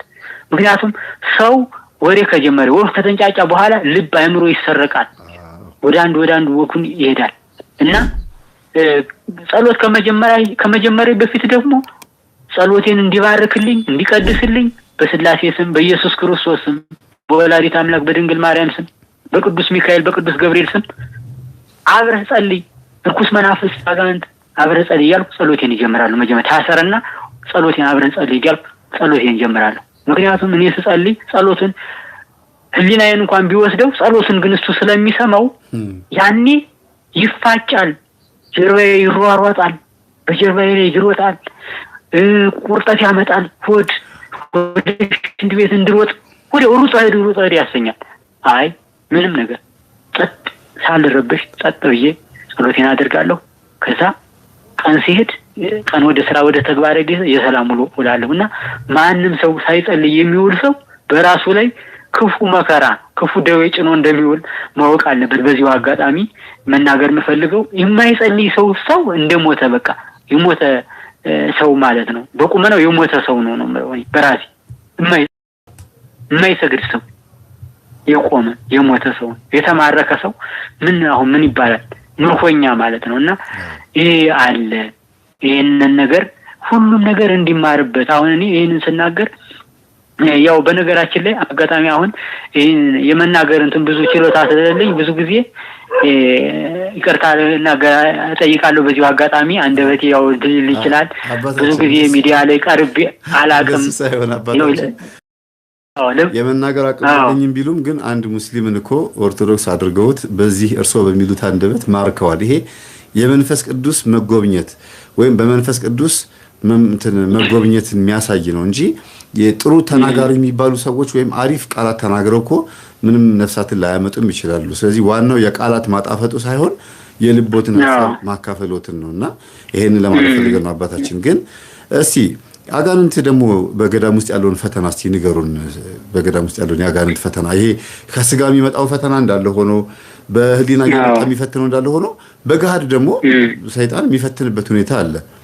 እርሶም ካጋጠሙት ካልሆነ ደግሞ ስለ በቁትና ስለሚሰወሩ አባቶች በዛው አስታከው እንዲነግሩ ፈልጋለሁ። አዎ በነገራችን ላይ አሁን እኔ በገሃድ ለመፈተን ደረጃ አልደረስኩም። እኔ ዛሬ የሚፈትነኝ የስጋ የስጋዬን ፈቃድ ገና ነው። ምክንያቱም አሁን በምልኩስና ህይወት 10 ማረጋት አሉ። እነዚህ 10 ማረጋት አሉ። በእነዚህ ደረጃ የሚሄድ ሰው ግን በዚህ በዋልድባ ገዳም በመኖርበት ገዳም ስንኖር ብዙ 26 ስጉዓን አባቶች አሉ። ከነዛ ውስጥ አሁን ከሚኖሩት ፈተና ብዙ አይነት ፈተና አንዳንዶችን ይደበድባቸዋል። በጋድ እየመጣ በዱላ እና ይላል ሌሊት ይላሉ ይደበድባቸዋል። ግን ማንም እና እነሱ ግን የሚሄዱት በረሃ ለብቻቸው ነው። እውስል እንዳትመጡ ነው የሚሉት። ጭራሽ አዎ ወደኔ እውስል መጀመሪያ ምን ይላሉ? እውስነት ወደኔ እውስል እንዳትመጡብኝ አደራ ብለው ነው የሚሉት የሚናገሩት። ካልኩኝ እንዳትመጡ ምናምን ነው ብለው የሚያስጠነቅቁና እነሱን እንዲሁ በዱላ ነው የሚደበድባቸው። ከዛ ብዙ ነገር ፈተና ያመጣል። እኔ አሁን የምፈተንበት በስጋ ፈቃድ ነው። አሁን ገና እዛ ደረጃ ብዙ ነገር አሁን መንፈሳዊ እድገት ሲታደግ ብዙ አይነት እድገት አለና ያንን ነገር ገና ለመድረስ ብዙ ይቀረኛል። እኔ አሁን 5 አመት ነው። በ5 አመት ደግሞ ይሄን ያህል እግዚአብሔር ጋር መገናኘቴ ለራሱ እኔ ትልቅ ደስታ ነው የሚሰማኝ። በአባቶች ቤት መኖሬ ግን የማየው ግን በዚህ ገዳም በቅርብ ጊዜ እንኳን የተሰወሩ አባቶች ራቆታቸውን 4 አመት ሙሉ ፀሐይና ዝናብ እየተፈረቀረቀባቸው አንድ አባት እኔ አሁን ከዚህ ከመጣሁ ጀምሮ የማያቸው አባት ነበሩ። የበቁ አባት ናቸው። የምናገረውን ገዳሙ የሚያደርገውን ነገር ሁሉ ከበፊት የሚመጣውን ሁሉ በቃ ይናገራሉ። ገና ወጣት ናቸው። ያው በምናኔ ወጥ መጥተው አንደኛው ጓደኛቸው ተሰወረ እዚሁ ገዳሙ። እንዴት?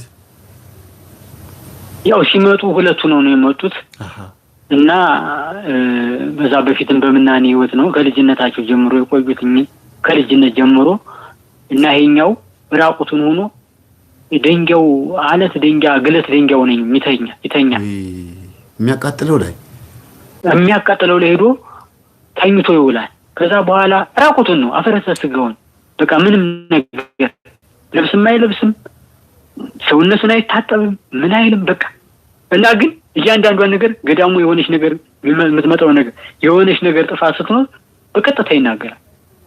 ይታየው ገዳሙ 4 አመት ሙሉ እንግዲህ ዝናብና ፀሐይ እየተፈራረቀበት እኔ የሱን ሳይ እኛው ያኗኗር እንዴት ነው ብዬ እንደገና መንፈሳዊ ህይወት መለማመድ ነው ሁሌ የሚጀምረው። እና አባቶቻችን ዛሬም በዚህ ገዳም ትላልቅ አባቶች አሉን ለምትሉ አሉ።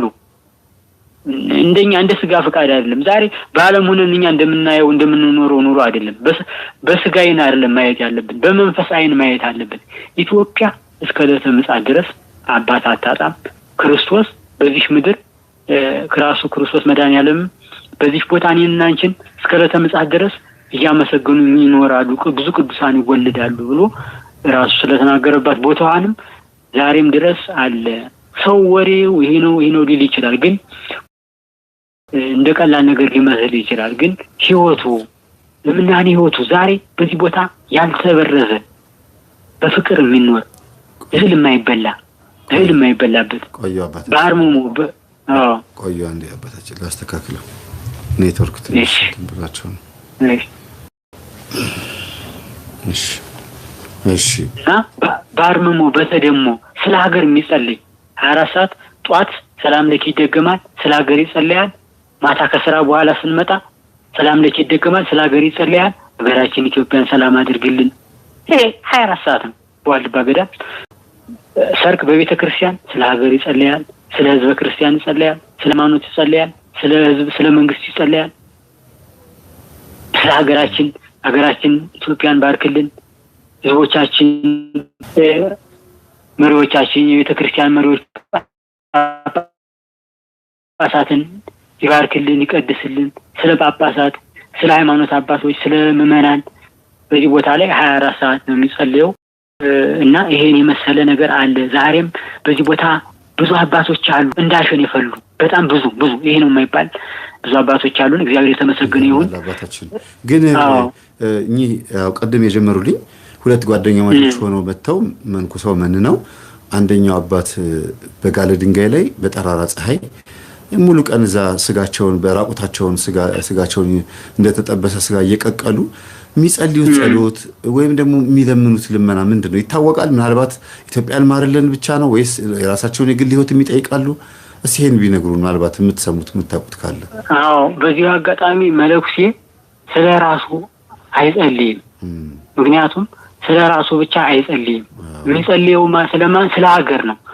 ስለ ሃይማኖታችን ጠብቅልን፣ ምዕመናንን ጠብቅልን፣ ሀገራችን ኢትዮጵያን ከመከራ ስጋ ከመከራ ነፍስ ጠብቅልን። ሁሉም አባቶች በየቤቱ የሚጸልየው ጸሎት ይሄ ነው ጸሎቱ። ምክንያቱም አንድ የመለኩሴማ እኮ ራሱን አሳልፎ ራሱን እንደ ንስሐ ራሱን እኮ ህይወቱን ተጋድሎውን ጨርሶ ሰጥቷል፣ ለመድኃኒዓለም አስረክቧል። ከዚህ በላይ ጸሎት ምንም ነገር የለም። ምክንያቱም ጸሎት የሚጸልየው ለሀገር፣ ለሃይማኖት፣ ለቤተ ክርስቲያን፣ ለሁሉ ለዓለም በሙሉ ኢትዮጵያ ገዳማት የሚጸልዩት ስለ ዓለም ነው። ስለ ዓለም ሰላም፣ ስለ ቤተ ክርስቲያን ሰላም፣ ስለ ህዝብ ሰላም፣ ስለ ቤተ ክርስቲያን ሰላም እንዲመጣልን፣ ፍቅር እንዲኖረን፣ መተሳሰብ እንዲኖረን። ምክንያቱም በዚህ ዓለም ጠላት የሚያደርገው ምንድነው? አንደኛው አንድነት እንዳይኖር። ለምሳሌ በቤተሰብ ደረጃ አንድነት እንዳይኖር ያደርጋል። አይሶሌሽን መገለል የሚባለውን ነገር ያመጣል። አዎ ምክንያቱም በምንድነው የሚያስከልለን? ሰው በዚሁ ዝም ብሎ በማይረባ ነገር አንዱ የራሱን ህይወት ይኖር፣ አንዱ የራሱን ይግል። ቤተሰብ ልጅና አንድ ስለ ኑሯቸው ስለ እግዚአብሔር እንዳያወሩ፣ ፍቅር በመካከል ስለ ፍቅር እንዳያወሩ፣ ስለ ቤት ኑሯቸው ስለ ህይወታቸው እንዳያወሩ፣ ያንን ነገር መገለል ነው የሚያደርገው። የጠላት አንደኛው ክፉ ስራው አንድነትን አይወድም፣ ሰላምን አይፈልግም፣ መለያየት ነው በቃ የአጋንንት ስራው። በዚሁ አጋጣሚ ይሄንን ማወቅ አለብን። ደግሞ አውቀን ተጠንቅቀን ቀድመን እግዚአብሔር ያለንን ነገር ያስተማረንን ነገር አባቶቻችን የሚመክሩንን ጸልዩ፣ ስገዱ፣ በዚህ መንገድ ሂዱ፣ አስራት በኩራት አውጡ፣ ወደ እግዚአብሔር ቅረቡ አሉ። ዛሬም የሚረዱ ቤተክርስቲያንን የሚረዱ አሉ። ስለ ህዝብ ክርስቲያን ብዙ ገዳማትን የሚረዱ ደካሞችን የሚያነሱ ስንት አሉ። እኔ ባየሁት እግዚአብሔር የተመሰገነ ይሁን በትንሽ ጊዜ ኑሮዬ ያየኋቸው መምህር ግርማን የበዓል ጊዜ ሲመጣ አስበው በዓላትን አስበው ሂደው ይህንን ያደርጋሉ። በየቦታው ብር ይሰጣሉ እየሰበሰቡ።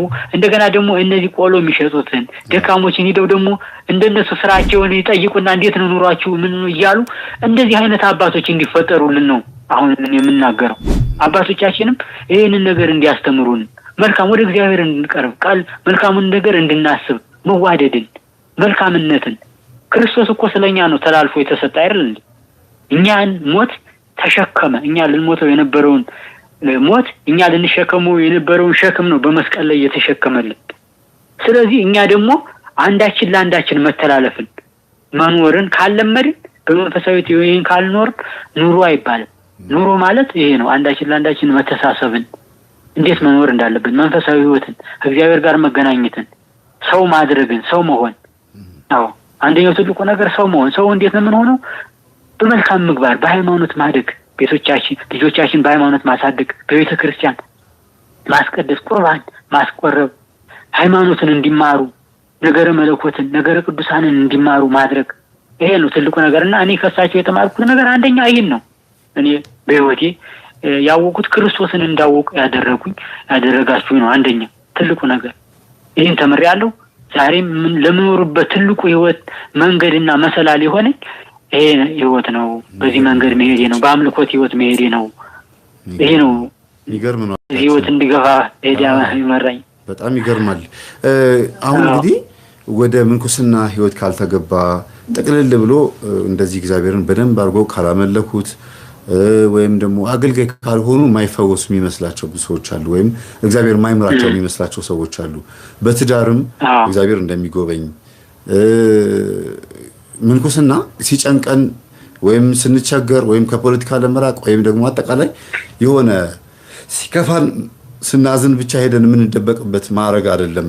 መጠራት ነው መመረጥ ነው የሚባል ነገር አለ አባታችንና ሳይመረጡ ሳይጠሩ እንትን ብለው ከባላቸው ጋር ከሚስታቸው ጋር ተጣልተው ከፖለቲካ ሸሽተው ለመደበቅ ወይም ደግሞ በጣም ሲከፋቸውና ሲቸገሩ ገንዘብ ሲቸገሩ መጥተው የሚደበቁ ሰዎች አሉ እና ምንድነው እስቲ ከገዳም ወጥተው በየከተማው እንዲንከራተቱ እንዲንገላወጁ በየሰው ቤት እየገቡ በዝሙት እንዲፈተኑ የሚያረጋቸው ይሄ ነው ወይስ አጋንንት ፈትኗቸው ነው የመጡት እግዚአብሔርን ፈልገው አይደለም የሚልም አለ አሁን ለሁለት ነው የተከፈለው ትውልዱ አንደኛ ፈተና ዲያብሎስ ፈትኗቸው ዝሙት ፈትኗቸው የገንዘብ ነገር አጠቃላይ ፈትኗቸው በቃ ሳያስቡበት ቀርተው ዝም ብለው ድንገት መተው ወይ ቤተሰብ ለመጠየቅ መተው በዛው የሚቀሩ አሉ አንዳንዶቹ ደግሞ ወደ ገዳም የሄዱት ራሱ አስበውበት አይደለም እግዚአብሔርን ፈልገውት አይደለም ከሆነ ነገር ለመሸሽ ለመደበቅ ብለው ነው ይላሉና በፈተና የሚወድቁበት ትልቁ ምክንያት የትኛው ፈተና ብሎት ይሄ ከተማ የመምጣት ፈተና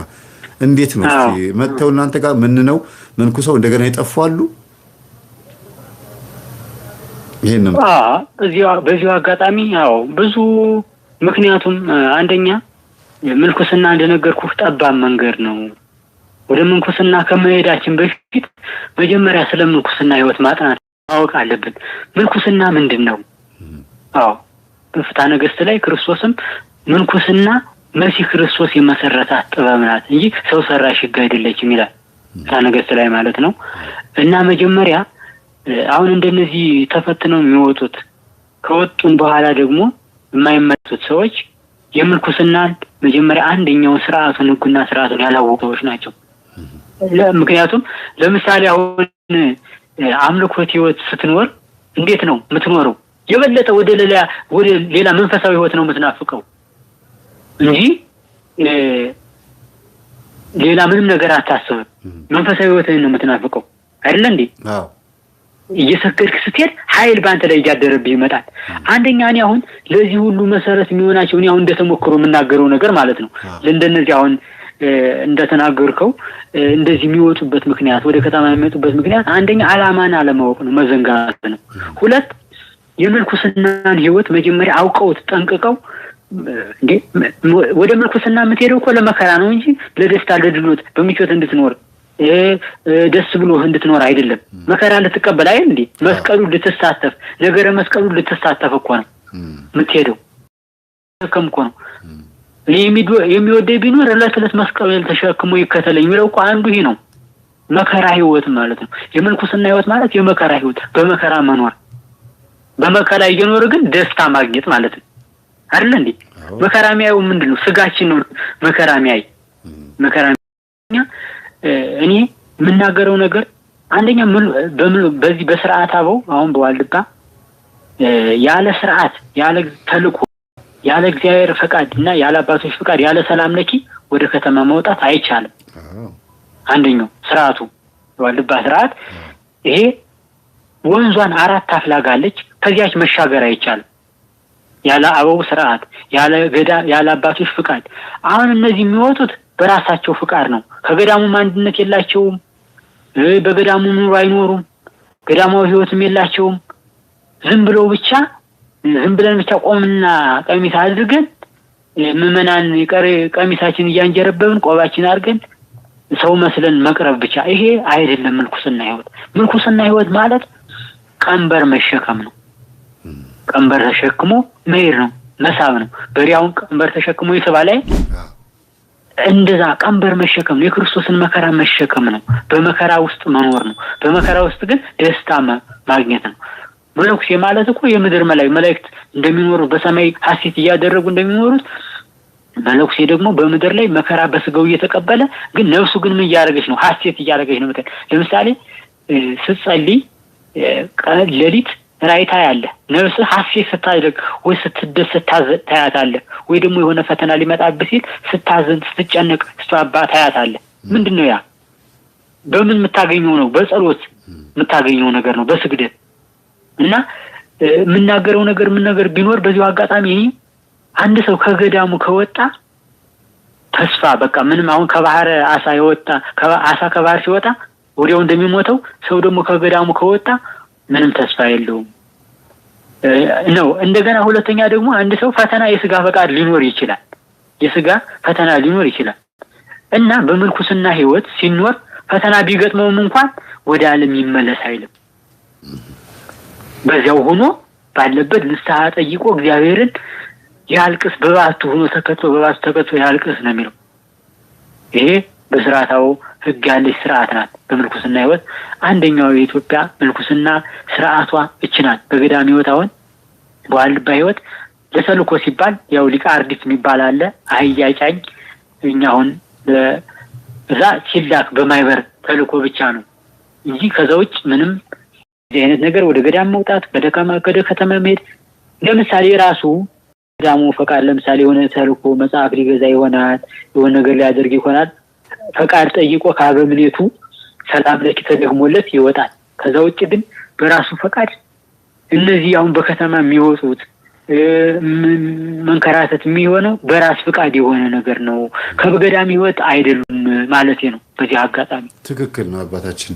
እንደውም ጥያቄ ያቀረብኩት ለመሰሎት አንደኛ የመነኩሱና ኑራቸውን ከተማ ያረጉታል ወይ ቤተ ክርስቲያን አላገለገሉ ክህነትንም ሆነ ወደ ለምሳሌ መሀል ከተማ ላይ መነኩሴ ብቻ የሚያገለግልባቸው አድባራት አሉ አይደለም። ሌላው ካህኑ ዲያቆን የማይገባበት ዲያቆኑም ካህኑም መነኩሴ መሆን አለበት የሚባልበት እንደ 4 ኪሎ ስላሴ ሰሎች ናቸው። እና ግን ከነሱ ውጪ ደግሞ በየቤታቸው የሚኖሩ ሴቶችም መንኩሰው ከተማ ላይ መጥተው ቁጭ ብለው በጣም ብዙ ፈተና የሚያዩዋሉ። ፈተናው ከራሳቸው ነው የሚመጣው።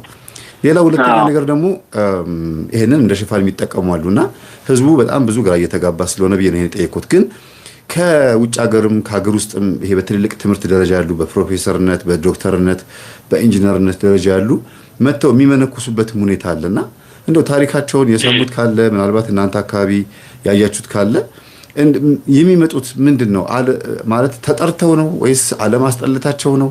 ይሄን ነገር እስቲ እንዲነግሩ ፈልጌ ነበር። አዎ በነገራችን ላይ በጣም ብዙ ዶክተሮች፣ መሐንዲሶች፣ ኢንጂነሮች አሉ በዚህ በዋልባ ገዳምም። ከዛ በፊት 1-3 ወር ደግሞ በማይበረ ስላሴ የሚባል ገዳም ያው በኢትዮጵያ ተጠሪ ገዳም ነው። ማይበረ ስላሴ አባቶች ገዳም በሱ ቦታም በቆየሁበት 3 ወር ነው በሱ የቆየው። ከዛ ውጭ በዋልባ ነው ያውን ያለሁት እና ከዛ ባየሁበት ሁኔታ ማይበረ ስላሴ በዚህ አጋጣሚ ብዙ ተሞክሮ ያሉት አንደኛ በኢንጂነር አሉ በጣም ብቁ የሆኑ እና ከዛ ከስራቸው ነው ጥለው የመጡት እና ይሄ አንደኛው በመጣት እነዚህ ከስራ ላይ ጥለው የሚመጡት ሰዎች በእግዚአብሔር ጥሪ ነው የሚመጡት። እግዚአብሔር ፈቅዶ ምንኩስና ህይወት እኮ እኔ ስላሰብኩት እኔ ስለ በዚህ ህይወት ልኖር ብቻ ስላልኩ አልኖረውም ያለ እግዚአብሔር ፍቃድ። ምንኩስና ማለት በእግዚአብሔር ፍቃድ በእግዚአብሔር መንፈስ ቅዱስ ጥሪነት እንዴት እንጠራለን? አካሄዳችን መንገዳችን ነው ሰው መንገዱን ምክንያቱም ሄኖክ መንገዱን በእግዚአብሔር መንገድ ስላደረገ ተሰወረ አይደል? አዎ መንገዱ በየት መንገድ በቀና መንገድ ስለሆነ ቀና ስለነበረ መንገዱ ከዚህ ዓለም ሰወረው ሁሉ ነገር ሰወና ወደዚህ ዓለም ደግሞ ወደ ገዳም ደግሞ ሲጠራ አንድ ሰው መልካም አካሄዱ መልካም ነገርን ከፈለገ ወደ መልካም ነገር እግዚአብሔር ይጠራዋል። የልብን ፈቃድ የልብን መሻት ደግሞ እግዚአብሔር ይሰማል። እና አንዳንዴ ዝም ብለን ተነስተን ምን ሄደው ኑሮ አይደለም ምንኩስና ህይወት ማለት። አንዳንዱ ሰው ዝም ብሎ የሆነ ነገር ሲቸግረው መሄጃ ሲያጣ ወይ ሰው ገሎም ሊሆን ይችላል ወይ ከሰው ጋር ተጣልቶም ሊሆን ይችላል ሊደበቅ እና በዛ ህይወት ይኖርና ከዛ ገዳም ከገባ በኋላ ደግሞ ብዙ ፈተና ያመጣል። በማይበር ላይም ዛሬም ያለ ነገር ነው ጫና። ይሄ ነገር አንዳንድና እነዚህ ሰዎች የምንኩስና ህይወቱ ሳይገባቸው የመንፈሳዊ ህይወት ሳይገባቸው እንዴት መጸለይ እንዴት መስገድ እንዳለባቸው ሳይገባቸው የመጡ ሰዎች ይሄ ነገር ፈተና ይመጣባቸዋል። እንኳን ሌላ ቀርቶ ሃይማኖት እስከማስካድ ድረስ ይደርሳል። ይሄ በጣም ከባድ ነው እውነቴን ለመናገር። እንኳን የሥጋ ፈቃድ ኃጢአት መስራት ይቀርና ብዙዎች እኔ አሁን አንድ ካየሁት ነገር እግዚአብሔር ይቅር ይበለኝ እኔ ኃጢአተኛ ነኝ የሰው ኃጢአት እንዲመናገር አልችልም፣ ግን ትምህርት እንዲሆን የሚል ነው ለምን እንዲማሩበት ዘንድ ህዝቡ ይማርበት ዘንድ ነው። እና ከወጣ በኋላ የሥጋ ፈቃድን ከፈጸመ በኋላ አንደኛው ተስፋ ዲያብሎስ ምንድነው የሚያደርገው? ተስፋ ማስቆረጥ። ተስፋ ሲያስቆረጥ ምንድነው የሚያደርገው? ወደ አልተገባ ህይወት ወደ ጥንቆላ እርኩሰት እና ሰው ዛሬ አሁን መነኩሴ ከተባለ በቃ እንደ ፈጣሪ የሚያየው አለ። ይሄን አደርግልሃለሁ ካለው የኛ ህዝብ ሞኝ ነው እና በዚህ አጋጣሚ እንዳትታለሉ፣ ማንንም መልኩ እንዳታምኑ፣ በከተማ እንዲህ ብሎ እንዲህ ቢባል ማንንም ማመን የለብንም። መመርመር ያስፈልጋል። መርምሩ ይላል እግዚአብሔርም። ቆም ብሎ ማሰብ ያስፈልጋል። እንዲህ አደርጋለሁ ከእግዚአብሔር የበለጠ የሚያደርግ ምን አለ? ሰው እውነት መንፈሳዊ ነገር የሚያስተምር ከሆነ እንደዚህ ላስተምር የሚል ከሆነ ያ ጥሩ ወደ እግዚአብሔር መንገድ የሚመራኝ ከሆነ ያ ለእኔ ጥሩ ነው፣ ለህይወቴ ጥሩ ሰው ነው፣ ጥሩ አባት ነው ብዬ ልከተለው እችላለሁ። ከዛ ውጭ ግን እኛ የምዕመናንን ገንዘብ በመቁጠር በከተማ በመኖር እነሱ እንዲህ ያደርጋል እንደዚህ አድርጉ እንደዚህ ማለት አባት ቀሚስ በመጎተት እግዚአብሔር ወደ እግዚአብሔር ለመቅረብ አንችልም። ትልቁ ነገር ምንድነው? መንገዱን ማስተማር ነው። አምልኮቱን ለምሳሌ እኔ ትምህርቱን አምልኮቱን ተማርኩኝ። ከዛ ደግሞ ጌታ ሆይ እስኪ በእኔ በኃጢአተኛው በባሪያ ላይ ደግሞ እስኪ ለወገኖቼ ለወዳጆቼ እያልኩ የምፈልገውን ሰው እንደዛ ጸሎት ጸልይ ነበር። አድርግልኝ ስል እግዚአብሔር ደግሞ ያደርግልኛል። በቃ እንደዚህ አድርጉ እስኪ እንስገድ እና ማደርገው የነበረው እኔ የራሴን ፍላጎት የስጋ ፍላጎቴን ገትቼ ለነሱ ፍላጎት በማሟላት ነበር፣ ለጓደኞቼ ጭምርት ማለት ነው። እና ብዙ ነገር አድርጊያለሁ። እግዚአብሔር የተመሰገነ ይሁን። አንድ አሁን ሌላም ደግሞ ሌላ ሹፌራው በገዳሙኝ እያወራው በስልክ ነው ስልክ እንደዚህ ሲደውልለት እና እሱ ጋንጃ የሚባል አለው ጋንጃ ታወቃል አለ እሱን እንትን ይል ነበር ስም ነበር እና ሹፌር ነው እና ምን ይለኛል? አባቴ እንዴት ነው ማደርገው? እኔ ተጨንቄያለሁ፣ መሄጃ ጠፍቶኛል፣ ማደርገው ቁጥሩ ጠፍቶኛል፣ እስኪ ምከሩኝ፣ እስኪ ምን ማድረግ አለብኝ፣ ምን ላድርግ ይለኝ ነበር። ከዛ ማድረግ የጀመርኩት ምንድነው? ትምህርት ነው። መጀመሪያ እንደዚህ አድርግ እናንተ የምታስተምሩትን መምህር ግርማ የሚያስተምሩትን ትምህርት ነው ቀጥታ እግዚአብሔር መጀመሪያ ያንን ከመናገሬ በፊት እጸልያለሁ። ጌታ ኢየሱስ ክርስቶስ አንደበቴን ተቆጣጠርልኝ፣ በእኔ አንደበት አንተ ተናገር፣ አንተ እንደምትሰራ በእኔ አንደበት ላይ አንተ እንደምታደርግ ለሰዎች ድነት እንደምትሆን አውቃለሁና ይህንን ነገር አድርግልና እና ይሄ ልጅ 20 ሺህ ብር 30 ሺህ ብር ደሞዝ ተከፋይ ነው፣ የሲኖትራክ ሹፌር ነው እና ይህንን መከራ ያማከረኛል። እያለቀሰ ነው። እንደዚህ አይነት ህይወት አለኝ፣ በልቼ አልጠግብም፣ 24 ሰዓት ነው የምበላው፣ ምንም ጥጋብ የለኝም፣ ጠጥቼ አረካም፣ ለብሼ አይሞቀኝም፣ እሰራለሁ፣ ገንዘብ የለኝም፣ ምንም ነገር የለኝም ማለት ነው። አዎ እሺ እንግዲህ ምን ማድረግ አለብህ? 3 ስገድ፣ ሰግድ ለአብ፣ ሰግድ ለወልድ፣ ሰግድ ለመንፈስ ቅዱስ እያልክ አንዳንድ አባታችን ወይ እየጸለይክ ተኛ አልኩት። መጀመሪያ በቤቱ ይህን እንዲያደርጋ ከዛ ምን ማድረግ ጀመረ? ሲርበው የነበር በጧት ሲበላ የነበረው 3 ሰዓት 4 ሰዓት 5 ሰዓት መብላት ጀመረ። ከዛ 6 ሰዓት መብላት ጀመረ እያለ 9 ሰዓት መጾም ጀመረ። ከዛ እያለ ምን መስገድ ጀመረ? 41 ስግደት መዝሙረ ዳዊት ጨምራ አንድ ጸሎት ጨምራ አልኩት። መዝሙረ ዳዊት መጸለይ ጀመረ። ሹፌር ነው። አሁን ማወራ ታሪኩ በጣም በዚህ አጋጣሚ ትምህርት እንዲሆን ብዬ ነው ለህዝቡ ለመናለም ትምህርት ይሆናቸው ዘንድ ብዬ እና ይሄ ልጅ እየጸለየ መዝሙረ ዳዊት እየጸለየ ሲሄድ ከዛ አባዬ ንስሐ መግባት ፈልጋለሁ አለኝ። ነው አዎ ጥሩ በቃ እንግዲያ የንስሐ አባት ከሌለ ንስሐ አባት ያዝ። መጀመሪያ ንስሐ ለመግባት የንስሐ አባት መያዝ ያስፈልጋል። አጋጣሚ ደግሞ ባይኖርህ ንስሐ መግባት የማይችልበት አጋጣሚ ነገሩ ባይመቻችልህ በቅርብ አጋጣሚ ባለ ቤተክርስቲያን ሄድና ንስሐ ግባና ጸሎትህን እያደረግህ ሂድ አልኩት። ከዛ ወዲያው ንስሐ ገባ። ንስሐ እየገባ በጣም የተለየ ስሜት በቃ ሁሉ ነገር ሲያወራኝ ዝም ብሎ ከ3 ሰዓት ከ4 ሰዓት ያላነሰ ነው የምናወራው። ስለዚህ ስለ አምልኮት ህይወት በቃ ደስ እያለ ፍንድቅድቅ እያለ ነው ሲያወራኝ ማለት ነው። በቃ የተለየ ህይወት እና ፊቱ በፊት ጭው ያለ ነበር። አሁን በቃ ዝም ብሎ ፊቱ እንደ ሲያበራ እግዚአብሔር የተመሰገነ። እኔ በጣም ነው በቃ የተማረኩኝ ያለቀስኩት። በቃ በሱ ልጅ አንደኛ እኔ ለህይወቴ ትልቅ አደረገልኝ ብለው እግዚአብሔርን የእሱን ህይወት ወደ መልካም ነገር መልሶ ዛሬ ቅዱስ ሥጋው ክቡር ደሙ ተቀብሎ እንደገና ደግሞ ሚስቱ ደግሞ በዛው ደግሞ ሚስቱ ደግሞ በጣም ፍቅረኛ ነበረችው፣ ጓደኛ ነበረችው። እዛ እሷን ደግሞ እንደዚህ ነበር እኔ ማግባት እፈልጋለሁ፣ እንግዲህ ህይወት በቃኝ፣ የርኩሰት የዝሙት የኃጢአት ስራ አልፈልግም፣ በእግዚአብሔር መንገድ መሄድ እፈልጋለሁ። እንደዚህ ነው ጓደኛ ነበረችኝ። ግን እሷ ደግሞ ቤተሰቦቿ አይፈቅዱላትም። ምን ማድረግ አለብኝ አለኝ። ስልኳን ስጠኝ አልኩት። የሷን ስልክ ደግሞ ሰጠኝ። እሷን ቀጥታ ደግሞ ማውራት ጀመርኩ። ቀጥታ ማውራት የጀመርኩት ስለምንድን ነው? ስለነሱ ፍቅርና ስለነሱ ጉዳይ ሳይሆን መንፈሳዊ ህይወት ነው ትምህርት የጀመርኩት። እኔ ስለ አምልኮ ነው ትምህርት የጀመርኩት። ቀጥታ ያን እንደጀመርኩ እሷም ቀጥታ ትምህርት ጀመረች። አምልኮ ስግደት ጀመረች።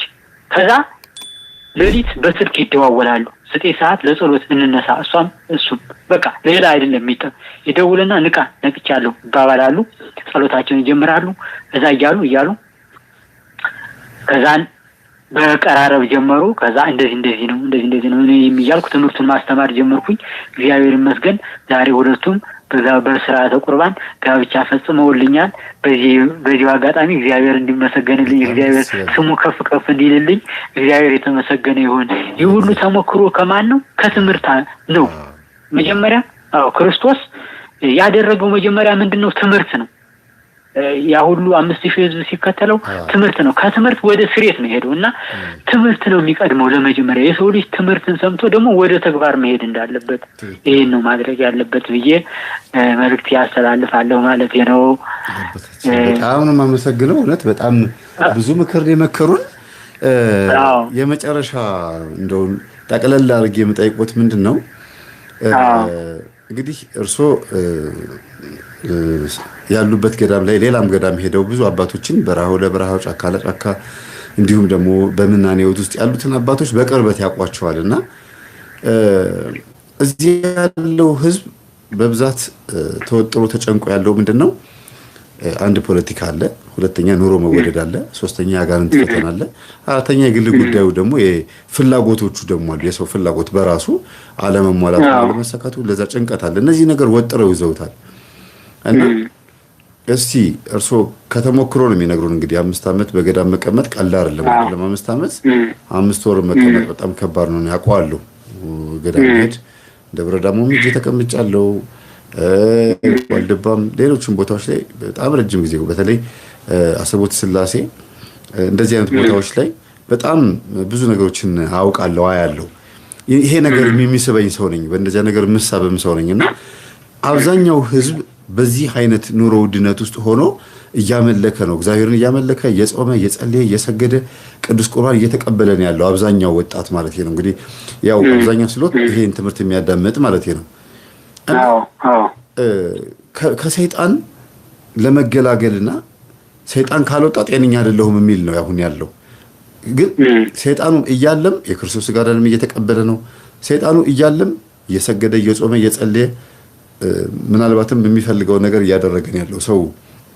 እና እስቲ ምን ይመክሩታል? አጋንንት ከተያዘ በኋላ ያለው ኃይልና ያለው ስልጣን እና ሳይያዝ በፊት ያለው ኃይል ያለው ስልጣን ልዩነቱ። ለምሳሌ አባቶች መጥቶ እንዲደበድባቸው ይፈልጋሉ፣ ሲቀጠቅጣቸውም ዝም ይላሉ። ያን እንደ ዋጋ ነው የሚቀበሉት። እኛ ደግሞ እዚህ ያለ ነው ደግሞ ትንሽ ጉንፋን ሲዘን ወይ ልጆች የሆነ ነገር ሲታመሙ ልጆቼ እንደዚህ ሆኑ እንደው ምን ይሻለኛል ብለን እንበጫበጫለንና ያለውን ነገር ልዩነቱን አሳዩ። እናንተ ጋር እንዲያውም ሲደበድበኝ ብዬ ሲጮህ እንዳትመጡ እስከ ማለት ድረስ ነው የደረሱት። እንግዲህ አጋንንት ሲመታቸው ጸጥ ነው የሚሉት፣ ፈተና ሲርቅም እግዚአብሔር ራቀን ነው የሚሉት። እና ይሄ ልዩነት አለ። እና የከተማው ሰው ምን ማድረግ እንዳለበት እስቲ ከርሶ ትንሽ ምክር ፈልጌ ነው። እሺ፣ በጣም ጥሩ። ምክንያቱም አሁን በከተማ ለሚኖሩ ሰዎች የምነግረው ነገር ምንድነው? የዚህ ዓለም የከተማ ኑሮ አንደኛ የስጋ ፍቃድ ብቻ ተመችቶን ተደላድለን በቃ ሰስቴኔብል ሆኖ መኖር ብቻ ነው የሚፈልገው ተመቻችቶለት። እና ትምህርቱም ደግሞ የሚከታተለው አሁን ትምህርቱ መከራን አይደለም። እኛ ግን በክርስትና ህይወት መከራን ነው መማር ያለብን። መከራ እንዳለ ምቾትን ብቻ አይደለም፣ የስጋ ፍቃድን ብቻ አይደለም መኖር ያለብን። በመከራ ስንኖር ያ ማለት የስጋ ፍላጎታችን መገደብ አለበት ማለት ነው። ለምሳሌ አንድ ሰው 10,000 ብር ደሞዝተኛ ከሆነ በዛች 10,000 ብር ለእግዚአብሔር የሚቀርበውን ነገር እያቀረበ አስራቱን እያወጣ ካልሄደ ሁሌ ያ ከዛች 10,000 ብር ላይ ሌላ ደግሞ የሚጨምር ከሆነ የስጋ ፍላጎቱ ባደገ ቁጥር የመንፈሳዊ አቅሙ እየተደከመ ነው የሚሄደው። ብርም አያገኝም፣ ጥቅምም አያገኝም። መንፈሳዊ ህይወቱም ደግሞ በጣም እየደከመ እየደከመ ነው። አንደኛው ያሁን ይሄ ዓለም ምንድነው የምታስተምረን? አንደኛው ቦቅቧቃነትን ነው፣ ጭንቅን መከራን ነው የምታስተምረን። ይሄ መጣ፣ ይሄ መከራ መጣ፣ ወይጎ ነው ይምጣ መከራ። በክርስትና ህይወት እኮ መከራ አለባችሁ ነው ያለው ክርስቶስ እንጂ በደስታ በሐሴት ትኖራላችሁ አላለም። ግን ዓለምን ድል ነስቼዋለሁና ደስ ይበላችሁ ነው ያለው። በክርስትና ህይወት አንደኛው መመሪያ ያለብን መከራን መለማመድ ነው። በቤታችን መከራ ምንድነው? ጾም አንዱ መከራ ነው። ስግደት አንዱ መከራ ነው። ጸሎት አንዱ መከራ ነው አይደል እንዴ? ይሄንን ህይወት ካልተለማመድ ነው ለሚመጣብን ነገ ለሚመጣው ነገር መቆም አንችልም፣ መታገስ አንችልም። ነገ የሚመጣብን ነገር በትንሽ ነገር ሽባ እንሆናለን። ነገ የሚመጣውን ነገር ፈተና አጋንንት የሚያመጣብንን ነገር ነገ ዓለም እኮ ብዙ ነገር እየሰራብን ነው። ወደ አንድ ስርዓት ለማድረስ ወደ አንድ ነገር ለማምጣት ስርዓት ለማምጣት አጋንንታዊ ክርስቶስን እኛ አምላክ አለን የሰማይና የምድር ንጉስ ገዥ አለን ብለን እናመልካለን። ጠላት ደግሞ ወደ አንድ ግዛት ወደ ጥልቁ ለመውሰድ 24 ሰዓት እየሰራ ነው። ነገሩን ቴክኖሎጂው ምኑ ሁሉ ያለው ጫና በራሱ ትልቅ ጫና ነው እና ከዚህ ሁሉ መገደብ ነው አንደኛው። በቃ አሁን ትልቁ እንትናችን አሁን ጫና የሚሆንብን ስልካችን ነው። ስልካችን ላይ የምንሰጠውን ጊዜ ለእግዚአብሔር 10 ደቂቃ 5 ደቂቃ አንሰጥም። ያ በህሊናችን መደዝደዝ። ስልካችን ደግሞ እንጠቀም አንጠቀም አይደለም። ዘመኑን ዋሽተን ግን የምንጠቀማቸው ነገሮች መልካም ነገሮች መሆን አለባቸው። ከዛ ከምንጠቀምባቸው ነገሮች ሰሌክት አድርገን መውሰድ አለብን። መልካማዊ መንፈሳዊ ህይወትን፣ ተጋድሎን፣ መከራን እንዴት መጾም እንዳለብን፣ እንዴት መጸለይ እንዳለብን ያን ነገር ነው መማር ያለ ለልጆቻችን ማስተማር ያለብን ያን ነው። ይሄኛው በሞባይል ላይ የሚለቀቀው ነገር በጣም ከባድ ነው። በጣም አሁን የዝሙት መንፈሱ ባየን ቁጥር ወዲያው ያ በህሊናችን ይመጣል።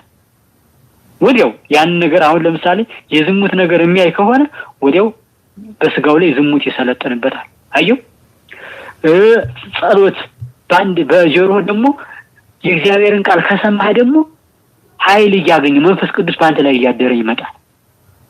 የሆነ ነገር የሚያስፈራ ነገር ደግሞ ካየህ መከራ ደግሞ ካየህ ያ መከራ ስታስበው በህሊና ያን ነገር እያሰብክ መጨነቅ ይመጣል እና ምናየውን ነገር ነው መምረጥ ያለብን። መጀመሪያ በስልካችንም ሆነ የምናደርገውን ነገር ሆነ መልካም ነገር መከራን መለማመድ አለብን ብዬ ነው የማስበው እኔ በራሴ።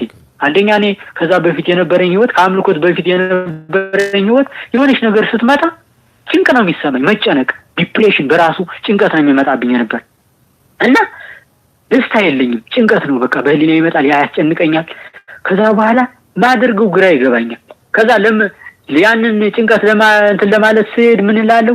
ወይ ሻወር ልወስዳለሁ፣ ወይ የሆነ ነገር ወይ ሙዚቃ ከፍታለሁ፣ ወይ የሆነ ነገር እንደዚህ። ግን ጊዜያዊ ደስታ ነው የሚሰጠው። ክርስቶስ የሚሰጠው ደስታ ግን ዘላለማዊ ደስታ ሁሌ ዛሬ አድረህ ነገ ደግሞ ሌላ ደስታ ነው። ዛሬ ስታዩ ነገ ደግሞ ስትጸልይ ስትሰግድ የተለየ ደስታ የተለየ ነው የምታገኘው። ቅዱስ ሥጋው ክቡር ደግሞ ሲደህ በቤተክርስቲያን ተቀብለህ ስትመጣ ሰላም፣ ደስታ፣ የተለየ ህይወት ነው የሚሰጥ። ይሄ ነው እኔ አሁን ማስተላልፈው ነገር በይን እንዲያደርጉ ነው። እባካችሁ እንደወቁ የጠላትን ውጊያ አወቁበት።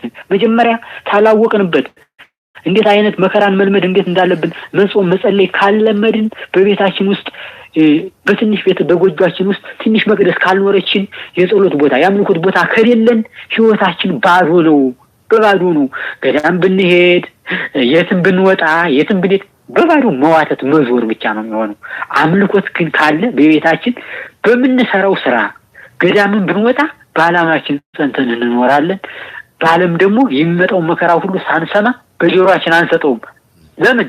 ደስታው የክርስቶስ ደስታ ከኛ ጋር ስላለ ይሄ የሚወራውን ወሬ ጫጫታውን ጋጋታውን ሁላ ለጆሮአችን አንሰጠውም። ለምን? እኛ የምንሰጠው በዚህ መልካሙን ነገር ቃል እግዚአብሔርን ነው በዚህ በጆሮአችን የምንሰማው። በህሊናችን ደግሞ የበለጠ እየጠነከርን እየበረታን እንሄዳለን። ይሄ ነው አንደኛው ትልቁ ነገር መምህር የሚያስተምሩን። ከእናንተ የሚወሰደው የወሰድኩት ተሞክሮ እኔ ይሄን ነው። አንደኛ ጠንካራነትን በመንፈሳዊ ህይወት መጎልበትን ነው ያስተማረኝ። በዚህ አሁን ለዚህኛው ህይወቴ ዛሬ ለምንኖርበት ትልቁ ተሞክሮዬ መንፈሳዊ ህይወት አምልኮት በቤታችን መጀመር አለብን። የአምልኮት ስግደት መስገድ፣ መጸለይ፣ ቅዱስ ቁርባን መቀበል፣ አስራት ማውጣት በቃ። ከዛ ውጭ ይህ ከሆነ የሰላም ኑሮ ቤታችን የተባረከ የተቀደሰ ይሆናል። በቤታችን ሰላም ይሆናል። ልጆቻችን ይባረካሉ። ልጆቻችንን ወስደን ማስባረክ ማስቀደስ እኛም መቀደስ ቤታችን ደግሞ ይቀደሳል። እኛ በተቀደሰን ስንመጣ ቤታችን ራሱ ይቀደሳል። አንዱ ይሄ ነው። ለምን የሰላማችን ራስ መድኃኒዓለም ኢየሱስ ክርስቶስ ሰላሙን ስለሚሰጠን በቤተ ክርስቲያን የምናደርገው ስርዓት ለኛ ሰላም ስለሚሰጠን ቅዱስ ሥጋው ክቡር ደሙ ሕይወት ስለሆነ በእኛ ስለሚዋሃድ ክርስቶስ ከኛ ጋር ስለሚኖር ይሄ ነው መሆን ያለበት እና ለዚህ ላለመጨነቅ ነገ ለሚመጣው ፈተና ላለመናወጥ ጸንቶ ለመቆም አሁኑኑ የአምልኮ ስግደት መጸለይ መበርታት መስገድ ካልተለማመድ ነው። አሁን ካልተለማመድ ነው ምንም ባዶ ተስፋ የለም። ምንም የፈለገ ነገር ይዋጀቀ ነገ ወዲያው ልንገድ እንችላለን። ነገ መጣ ሲባል አሁን መብራቱ ይቆማል እኮ ነገ እኮ ከአንድ አመት ከሁለት አመት በኋላ ቢበዛ አንድ አመት ሁለት አመት ነው ሁሉ ነገር ይቆማል። ምግብ ሲነሳን መብራት ሲነሳን ውሃ ሲነሳን ምን ልናደርግ ነው? የዛን ጊዜ ፍደል ልንሄድ ነው ለወዳችን ለወዳችን እንግዲህ አምላክን መድኃኒዓለም ኢየሱስ የሰማይና የምድሩን ንጉስ በወድ ልንከዳው ነው። በስጋችን ዛሬ ካልበረታን ጾምን ካልተለማመድ ነው መከራን ካልቻልን ካልታገስ ነው ነገ ለሚመጣው ፈተና መቆም አንችልም። ተግተን ዛሬ ጸልየን እግዚአብሔር ሆይ ኃይሉን ብርታቱን ስጠኝ ለሚመጣው ነገር ሁሉ አንተ በእኔ ላይ ሁን ኃይልን በእኔ ላይ አድርግ ካላልን ጠላት በእኛ ላይ ከሰለጠነብን ተሸናፊዎች ሽዋዎች እንሆናለን። እና የምናገረው ነገር ምንድነው? ሰው መጸለይ እንዳለበት በቤቱ በቤተሰብም ሆነ ቤተሰብም ካሉ አንድ ላይ ሆነው መጸለይ በቤታቸው ደግሞ ከመስሪያ ቤት ከመሄዳቸው በፊት ጸልየው መንገዳቸውን ለእግዚአብሔር ሰጠው ጸሎታቸውን ወደ እግዚአብሔር አድርገው ስራቸውን እንዲባርክላቸው ለሰዎች ደግሞ ሰላም እንዲሰጡ ጌታ ሆይ ለሰው ሰላምን እንድሰጥ ሰላም የራስ አንተ በእኔ ላይ ሰላምን ላክልኝ መንፈስ ቅዱስ ላክልኝ እያሉ ካልጸለዩ ከባድ ነው የሚሆነው። ተጭኖን የሚያድረውን አናውቅም። ተኝተን ለመነሳታችን ዋስትና የለንም። ቁመን ደግሞ በሰላም ለመዋናችን ምንም ዋስትና የለንም።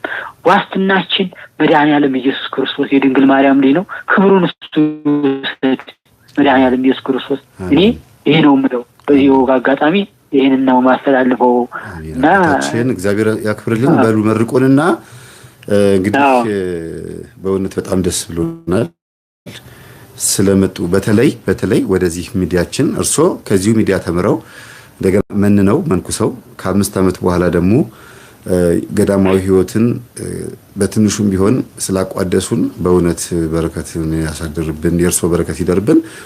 ተስፋ ስላሴና ተማሪዎቹን ቤተሰቦቹን በሙሉ በጸሎት ያስቡን። እኔ አሁን ይሄ ነው ገሌ ነው ብዬ ክርስትና ስም አልናገርም። ተስፋ ስላሴና ቤተሰቡን ካሉ ከልጆቼ እኩል ወይም ከባለቤቴ እኩል ወይም አጠቃላይ ከእናቴና ከወንድሞቼ እኩል ይሄንን ፕሮግራም የሚከታተሉ ቤተሰቦቼ ናቸውና ሁላችንን በጸሎት አስቡን። መላው ኢትዮጵያን በጸሎት አስቡ። አሁን 2018 ከመጀመሪያው ጀምሮ ፈተና ያለበት እንደሆነ እየተናገርኩ ነበር የመጣሁት ከእናንተው በተነገረኝ መሰረት ይሄው ጉዳዩ እየተፈጸመ ያለው። አሁንም የዩኒቨርሲቲ ተማሪዎች በዚህ ሳምንት ትንሽ ውከት ምናምን ነገር አለ። ከዛ እየቀጠለ ደግሞ ይመጣል። ትንሽ ሁኔታው ደስ አይልም። ያለው ሁኔታ ደስ አይልም ብቻ ሳይሆን እኛ ራሳችን የተረጋጋን አይደለንምና መረጋጋቱን ሰጥቶን የነፍሳችንን ጉዳይ ብቻ እንድናስብ የተቀረውን ነገር ደግሞ እግዚአብሔር ሰላሙን እንዲያመጣ ሊቀ መላእክት ቅዱስ ሚካኤል ከተማዋን ሰላም እንዲያሰፍንባት እንግዲህ ከነገ ወዲያ የህዳር ሚካኤል የመላእክት አለቃ ሆኖ የሚሾምበት የተሾመበት ንግስ ቀን ነው። እንግዲህ እንዲባርከን እርሶም ጸልዩልን እና በመጨረሻ ማስተላለፍ የሚፈልጉት ነገር ካለ ማስተላለፍ ይችላሉ። እጨርሻለሁ የእርሶን ጥያቄ። እግዚአብሔር ይስጥልኝ ያቆይልን። መጀመሪያ ማስተላለፍ የምፈልገው ነገር በምንድነው ለህዝበ ክርስቲያኑ ሰላምን ይስጥልን። ያለው አምላክ የቅዱሳን አምላክ የገዳም በየቦታው የወደቁት አባቶቻችን በረከት ልመናቸው ጸሎታቸው ወደ እግዚአብሔር ይድረስልን። እኛም ደግሞ ምንለው ምንድነው እናንተም በጸሎት አስቡን እኛም እንጸልያለን። እንጸልይ ነው ይሄን ዓለም ጠላትን እንዋጋ። በቃ እንዋጋው። ይሄን ክፉ ነገር የመጣብንን ክፉ ጠላት እንዋጋ። እኛ አንፈልግም አንቀበልም። ይሄንን ግብረ ሰዶማዊነቱን ቆሻሻነቱን ዝሙቱን ከኛ እናርቅ። እግዚአብሔር ከኛ ያርቅልን። መድኃኒዓለም በዚህ ህይወት ኖሩት ህይወት የመምህር ተስፋዬ ልጆች የመምህር ግርማ ልጆች ተሞክሯችሁ ምን እንደሆነ በደንብ አድርጌ ጠንቅቄ ያውቀዋለሁ። ባላችሁበት ጽኑ በርቱ ላለው እግዚአብሔር ደግሞ ያበርታችሁ። መድኃኔዓለም አይለያችሁ። የአበው አምላክ የአቡነ ሳሙኤል የዋልድባው በረከት በእናንተ ላይ ይደር። የቅዱሳን አባቶቻችን በረከት ረድኤታቸው ይደርባችሁ። እግዚአብሔር ይስጥልን ያቆይልን። ለዚህ ፕሮግራም ደግሞ ስለጋበዛችሁኝ መናገር ያው አልችልም። ብዙ የመናገሩ አቀለጣጥፎ እንደዚህ አድርጎ ለመናገር አይሆንልኝም። ያው በዚህም ትምህርት ተሆናችሁ ዘንድ እግዚአብሔር ያስተማረው እግዚአብሔር ነው፣ የመከረን እግዚአብሔር ነው። አሁንም ደግሞ እንዲያስተምረን ወደፊት ደግሞ እንዲያነቃን ትውልዱን እንዲያነቃን እያነቃልን ነው። መድኃኔዓለም ይክበር ይመስገን፣ ክብሩን ይውሰድ። እየነቃ ነው ሰው ምን ማድረግ እንዳለበት ሃይማኖት እንዴት አድርጎ መጽናት እንዳለበት እየነቃ ነው። መምህር ተስፋዬ ልጆች የመምህር ግርማ ልጆች ባላችሁበት ጽኑ። ህዝበ ክርስቲያኑን አንቁ። አንድ ነፍስ አድኑ። ማዳን ነው ዋናው ትልቁ ነገር። ማን ማስተላለፍ ምን የምፈልገው ነገር ስራ ተሰራ። አሁን በፊዚክስ አንድ ስራ ተሰራ የሚባለው አንድ ስራ ወደ አንድ ነገር ሲንቀሳቀስ ነው። ለምሳሌ የቆመውን ግንድ ገፍቶ ወደዛ ሲያደርጉት ነው። ገፍቶ እዛው ሊገፉት ካልተንቀሳቀሰ ስራ ተሰራ አይባልም። እና ነፍስን ማዳን ነው እንግዲህ ወደ እግዚአብሔር መንገድ ማቅረብ። ሐዋርያት ምን ነበሩ? ለክርስቶስ የድነት ሰራተኞች ነበሩ አይደል እንዴ? ዛሬም ደግሞ ክርስቶስ በእናንተ ላይ አድሮ ትምህርትን ድነትን እያደረገ ነው፣ እየሰራ ነው። ስራው እስከ ምጽአት ድረስ ይሰራል። ብዙ ልጆች አሉኝ በአባት ማመጣቸው መንጋዎች አሉኝ፣ እነሱንም ላመጣ ይገባኛል ስላለ ይኸው ዛሬም እየተሰባሰብን ነው። እግዚአብሔር ያሰባስበን። ሁላችሁም እግዚአብሔር ባላችሁበት ያጽናችሁ፣ በሃይማኖታችሁ ጸንቶ ቅዱስ ሚካኤል ይጠብቃችሁ። የአባቶቻችን በረከት የአቡነ ሳሙኤል የዋልድባው በረከት የጻድቁ በረከት በእናንተ ላይ ይደርባችሁ። እግዚአብሔር ይስጥልን ያክብርልን። መድኃኔዓለም እስከ ምጽአት መልካሙን በጎውን ዘመን ደግሞ ያምጣልን። ሰላሙን መተሳሰቡን የምናይበትን ዘመን ይህን መከራውን አሳልፎ በመልካም እንዲህ ነበረ አለፈ። ደግሞ ዛሬ መልካም ሆነን እግዚአብሔር የምናመሰግንበትን ሰዓት ያምጣልን። እግዚአብሔር ይመስገን። ዛሬም በሰላም በዚህ ቢባልም ግን ሰላም እየኖርን ነው። እግዚአብሔር ይመስገን። ነገ ሰላሙን ደግሞ የሚያመጣው አለ። መከራ ቢኖር በመካከል ደግሞ የሰላማችን ራስ ከኛ ጋር ስለሆነ በሰላም አለ። አትደንግጡ፣ አትፍሩ። እግዚአብሔር ከኛ ጋር ነው። የሰራዊት አምላክ ከኛ ጋር ነው። ከነሱ ጋር ካሉት ከኛ ጋር ያሉት ይበልጣሉ እና መላእክት ናቸው ከኛ ጋር ያሉት። ተዋጊዎቻችን ጠባቂያችን ብርቱ ነው። የሚጠብቀን አይተኛም፣ አያንቀላፋም። ጠባቂያችን ብርቱ ነውና በርቱልኝ፣ ጸልዩ፣ ስገዱ። የአምልኮታችሁን ስግደት ስገዱ፣ በርቱ።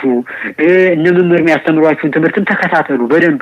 እውነት አባቶች ምዕመናን ተከታተሉ፣ ትምህርቱን ይጠቅማችኋል። ተሞክሮ ከዚህ የተወስጄ ብዙ ነገር ተምሬበታለሁ። እግዚአብሔር ይስጥልኝ። እናንተንም ደግሞ የምታገለግሉበትን ከዚህ የበለጠ ኃይል ብርታት መንፈስ ቅዱስን በእናንተ ላይ ያሳድርልኝ።